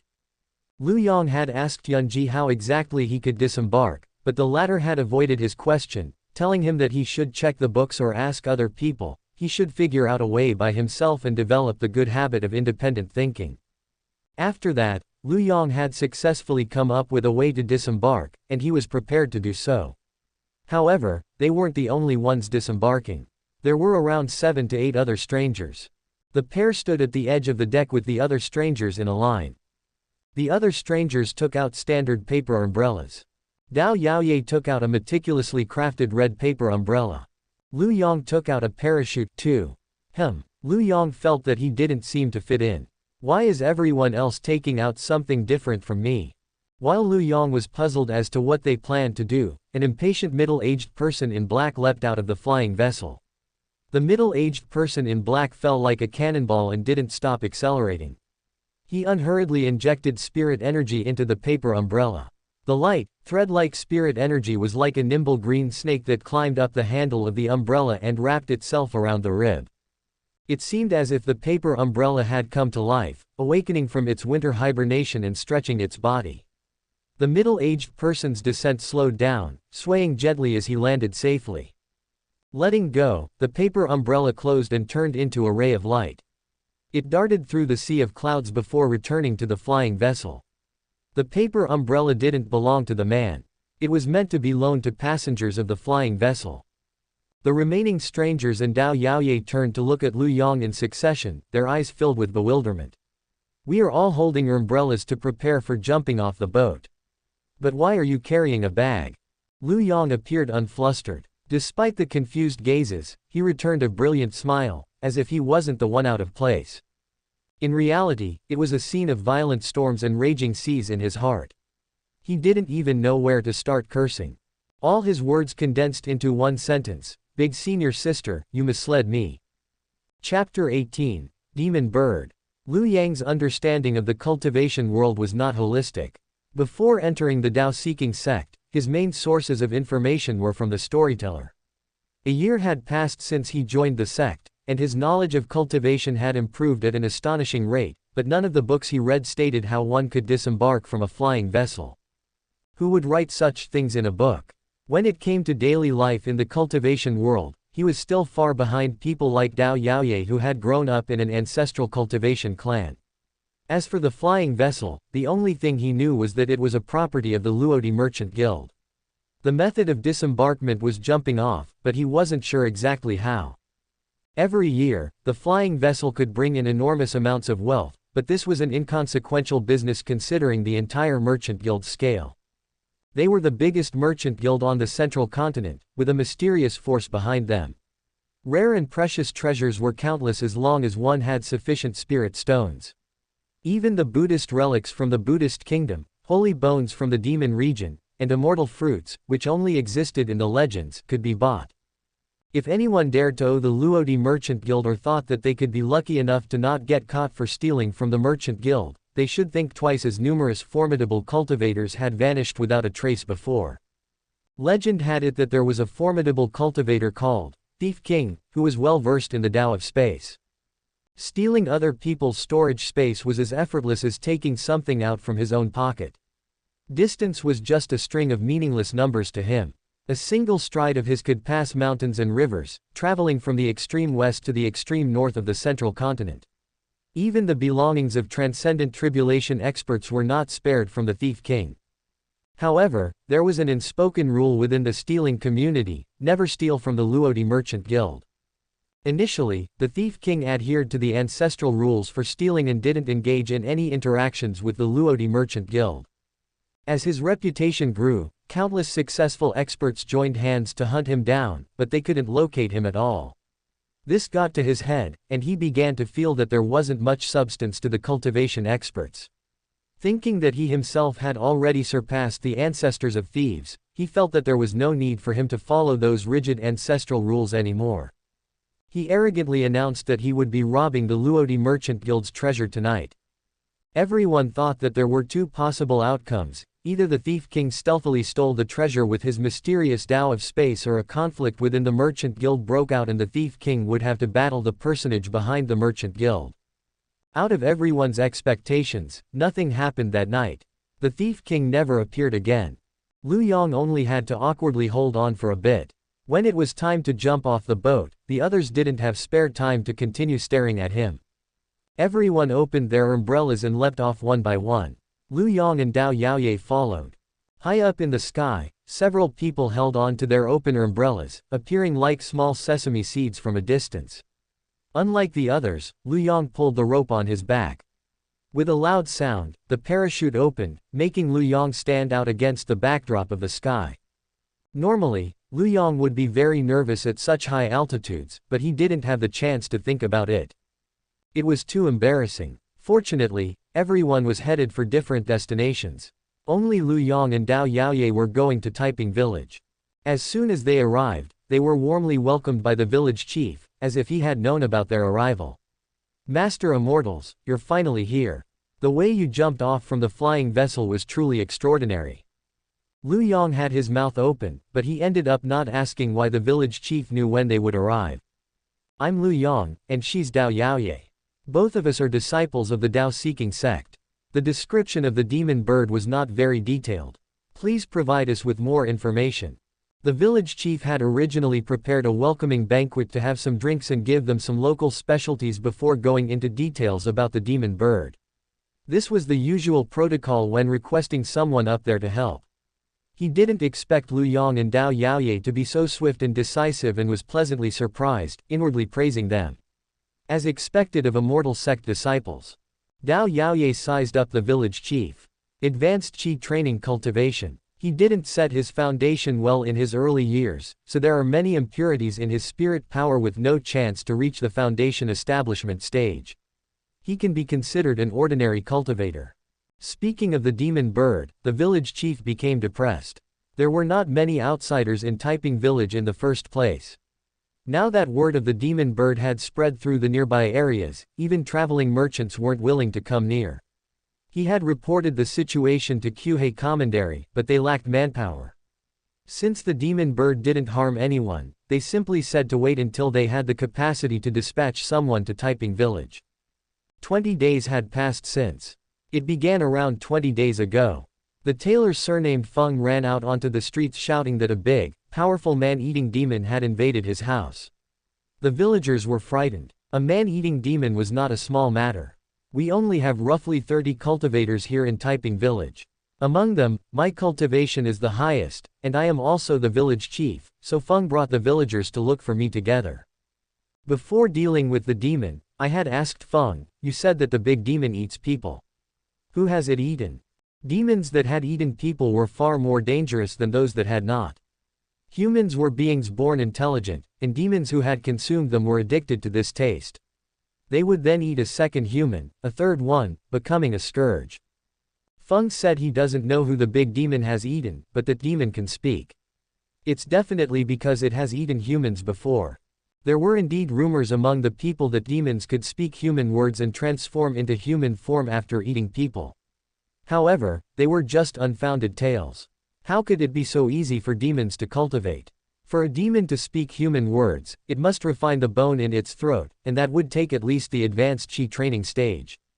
Feng said that the demon was colorful. He initially thought that it was a bird that had gotten lost in the mountain forest. The demon bird had sat behind him and watched him sew clothes without moving. All of a sudden, it began speaking and gave Feng a scare, and he quickly ran out of the store. Feng couldn't provide any more useful information, so I asked them to wait from a distance while I secretly approached the place. That was when I saw the demon bird. The demon bird's feathers were brightly colored and lustrous, and around its eyes was a distinct red color. It was obvious at a glance that it wasn't an ordinary bird. How could an ordinary bird dare to look so ostentatious? The demon bird opened its mouth and asked me, "Who are you? Where is Zhang Guangjia?" Its tone was quite urgent. I didn't understand. Zhang Guangjia is a cultivator in our village. He is at the level 3 Qi training stage and has an ordinary cultivation. Why would he have anything to do with a demonic beast?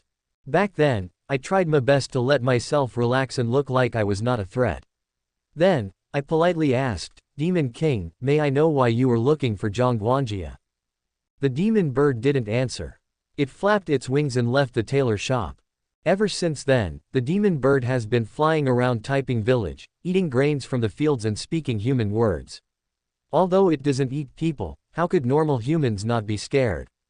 That is why everyone has been living in fear during this period of time. They are afraid that the demon bird will suddenly unleash its ferocious side and devour them all. Lu Yang asked, "Have you fought the demon bird? How strong is it?" The village chief shook his head. The demon bird is always in the sky, elusive and hard to track.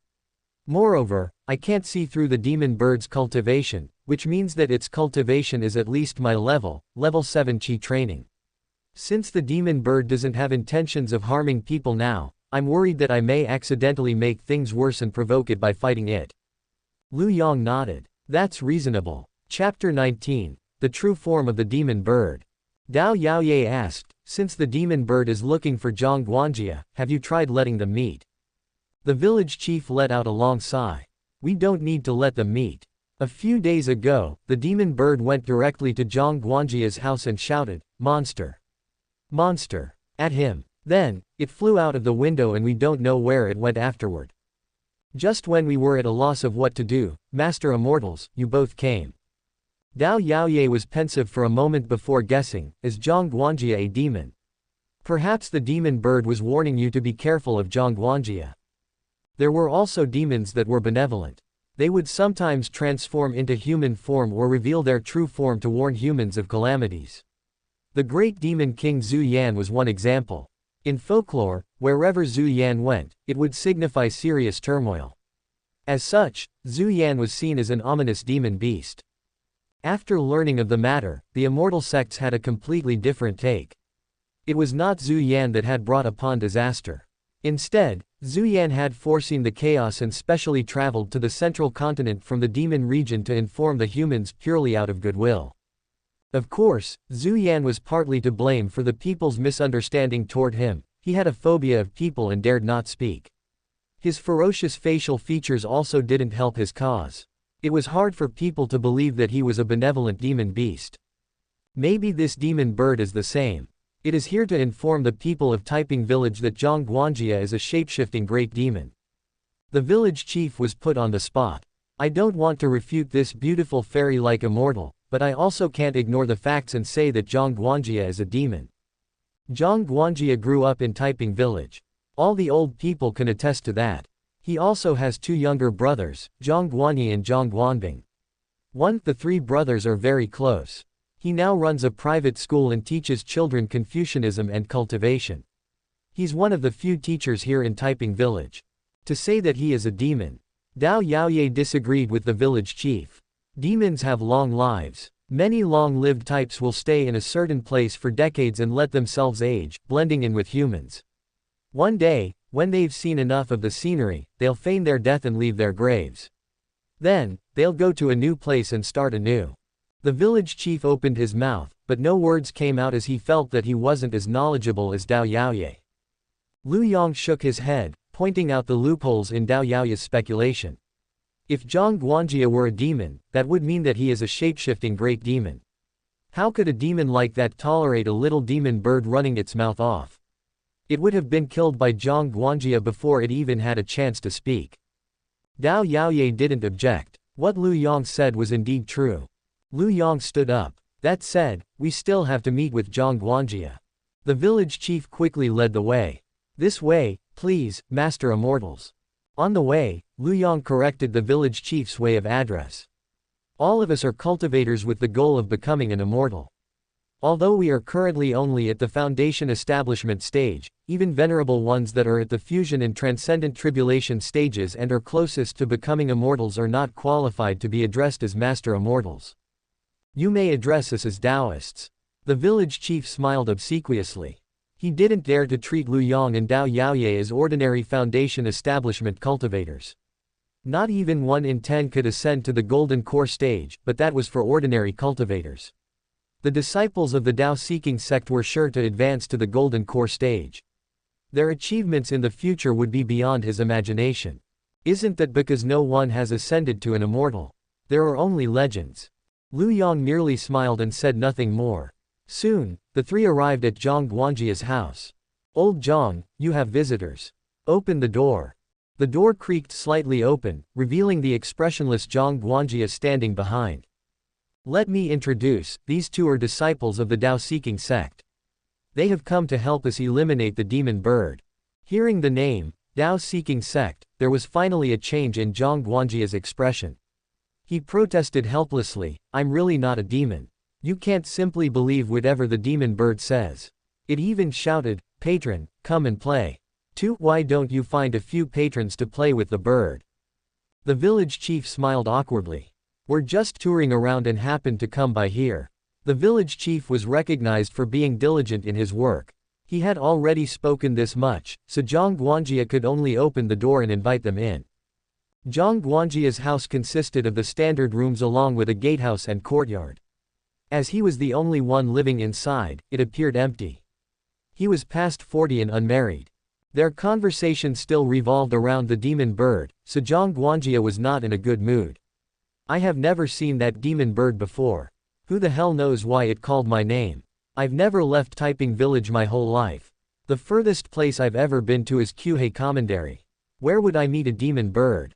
Every day, there will be students asking me, teacher, are you a demon? There are even students afraid that I will eat them up, and they will finish their homework on time every day.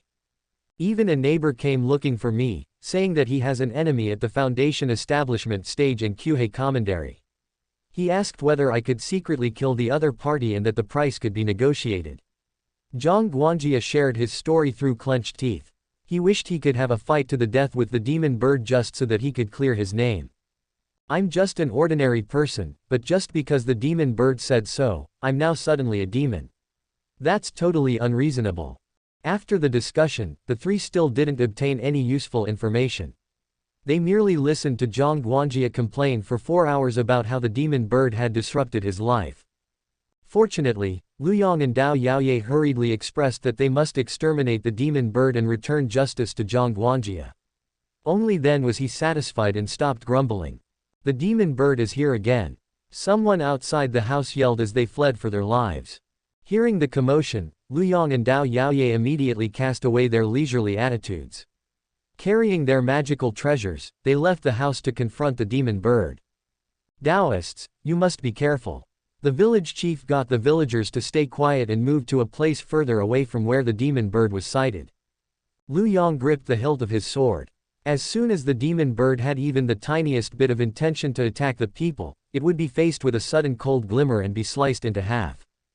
Dao Yaoye took out her red paper umbrella. This was her life-bound magical treasure, the Thousand Illusion Umbrella. Lu Yang cautiously gestured that he would scout ahead, and Dao Yaoye nodded. The demon bird was currently in a villager's house. Like a cat, Lu Yang made no noise as he moved up on his prey. He was on full alert, his muscles tensed as he prepared to pull out his sword for a battle any moment. The most optimistic outcome is that the demon bird is only at the level 7 Qi training stage.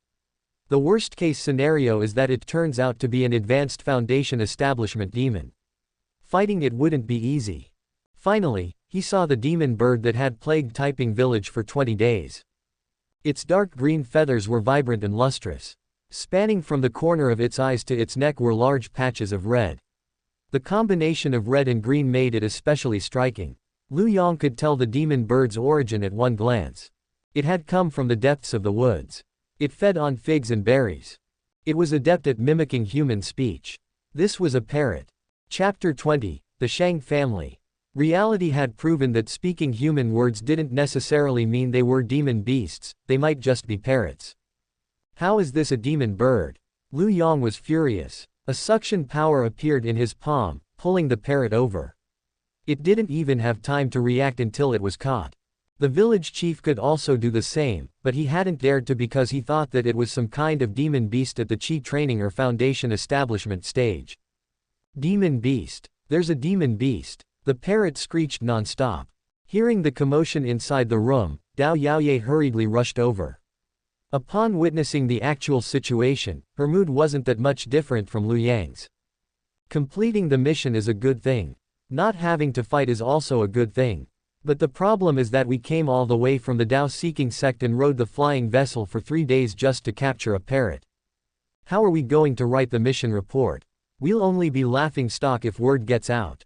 The people in Taiping village were not knowledgeable enough to recognize birds from the rainforest, but it was basic knowledge for everyone in the Dao-seeking sect. As expected of you, Taoists. You captured the demon bird so effortlessly. The village chief and other villagers praised Lu Yang one after another, lauding his high cultivation. The two of them had no choice but to patiently explain to the people that the bird was actually very ordinary. It was simply not common in the northern region of the continent. This parrot, also what all of you call a demon bird, is most proficient in mimicking human speech. Mimicking human speech, mimicking human speech. The parrot kept screeching until Lu Yang had to pinch its beak close before continuing to explain. It shouted that Zhang Guanjia is a demon not because it itself wanted to. Tailor Feng had shouted, demon, and it learned from him. When it bumped into Zhang Guanjia, it simply repeated the term. Zhang Guanjia heaved a sigh of relief. As expected of the Dao-seeking sect's disciples. My grievances are cleared right after they arrived. By the same logic, when it shouted, who are you? Where is Zhang Guanjia? It also didn't understand the meaning of the sentence. It had simply learned it from somewhere else and repeated it meaninglessly. This damned bird. Let me kill it. Zhang Guanjia couldn't contain his anger. Lu Yang raised his hand and stopped Zhang Guanjia. This place is half a continent away from the rainforest. This parrot definitely didn't fly here by itself but was instead brought here by someone. Unless someone was bored enough to cross half a continent just to bring this rare yet non-useful parrot, only the Luodi Merchant Guild would do such a thing. Is there a Luodi Merchant Guild in this area? The village chief shook his head. A merchant guild wouldn't set up a branch in a poor, remote, and small place like ours, but there is one in Kyuhei Commandery. It is located in the most bustling region with an endless flow of traffic. Maybe after someone bought the parrot from the merchant guild, it accidentally escaped. It is naturally impossible for the parrot to have directly escaped from the Luodi Merchant Guild. Lu Yang pressed on, this bird has been circling around Taiping village for the past 20 days instead of heading somewhere else. Perhaps its owner is right here. What do you think, village chief? It took the village chief quite a while before replying. The villagers all know about the demon bird. If there is really anyone who doesn't know, it would be the Shang family to the east. The Shang family rarely goes out and is reluctant to interact with others. I heard that it's because the family head is also a cultivator. When he was young, he experienced some setbacks and his cultivation regressed tremendously. Since then, he has lost his will to cultivate and lives here reclusively. The Shang family is also quite wealthy. They are the richest in this place. It is possible for them to have bought the demon bird from the Luodi Merchant Guild. If that's the case, let's go and ask the Shang family. Taiping village wasn't huge, so the trio and one bird soon arrived at the Shang family's entrance. After knocking on the door, someone quickly came to open it for them. It was a middle-aged man with a mustache that stuck out on both ends, and he was dressed in scholarly robes. Oh, it's you, village chief. May I know who these two are so that I can report to the patriarch? The mustached man asked. Still pinching the parrot's wings, Lu Yang looked like he was preparing to slaughter a rooster while doing house visits during the new year. We found this parrot by chance. After asking around, we thought that it may belong to the Shang family, so we have specially come to ask. The mustached man noticed Dao Yaoye first and was surprised. He had never seen a woman as beautiful as Dao Yaoye. Then, he turned to the green parrot, showing an elated smile. I see, many thanks to you two young heroes. This should be our young Miss Parrot. Ever since she lost her parrot, she has been in low spirits, which makes things difficult for us servants. She would be overjoyed if she learns that the parrot has been found. The village chief leaned in and whispered, "He's the Shang family's steward and his surname is Zhang. He's always the one opening the door when I come to the Shang family." Steward Zhang hastily went inside to report, and he soon came back with a response. "The patriarch invites you three inside." They entered through the screen door, one, passed through the outer courtyard and walked from the secondary door to the corridor, then finally the main room. Only then did they see the Shang family's head. The Shang family's head had a plump physique, though his gloomy expression kept others at a distance. However, they could still tell that he was rather happy to see the village chief. "Old brother Huang, long time no see." The village chief's surname was Huang. The two cupped their fists and greeted each other. Family head Shang examined the parrot for a bit and nodded. This is indeed the parrot my daughter bought from the Luodi Merchant Guild in the commandery. At that time, I thought that this bird wouldn't be worth much, yet the Merchant Guild demanded an exorbitant price. My daughter insisted on buying it, so I could only follow her wishes. Steward Zhang, take these two young heroes to see Xiaoyuan. Yes, Patriarch. Steward Zhang gestured for them to proceed and called a maidservant to serve tea to family head Shang and village chief Huang. On the way, Dao Yaoye casually asked, "Steward Zhang, how long have you been with the Shang family?" Steward Zhang replied in a respectful tone, "The patriarch saved me when he was on his way to seclusion. Ever since then, I have been serving him. Let me think, it has been 20 years now. Young Miss wasn't even born then. That means that young Miss Shang has a rather good relationship with you." To be honest, I watched young Miss grow up. I have no children, so I treated her as my own daughter. It pains me to see her so dejected every day. Lu Yang suddenly asked, "Were you around when the parrot went missing?" Steward Zhang sighed, his voice laced with reproach. "At the time, I got distracted for a bit and didn't notice the parrot flying away. If only I had paid more attention then, young Miss wouldn't be so sad now. It was a dereliction of duty on my part." Lu Yang simply replied, "Oh." Steward Zhang knocked 3 times and calmly said, "Young Miss, your missing parrot has been found by 2 young heroes wandering the Zhonghu. They have brought the parrot here." A voice answered from within the room. "Let them in then." Understood. Lu Yang and Dao Yaoye opened the door. Young Miss Shang was leaning against the window while reading a book quietly. The evening sunlight fell on her hair, painting a picturesque scene where time seemed to have come to a stop. Countless young men in Taiping Village were infatuated with young Miss Shang. Lu Yang reminded kindly, "Reading under the sunlight, especially at sunset, is bad for your eyes. You should light a candle. It's not like your father is short of money." Thank you for watching. Continue exploring the fascinating world of Chinese novels with us. Hit that subscribe button on Chinese Novel Audiobook to stay updated with our latest stories. And never miss out on a great listen.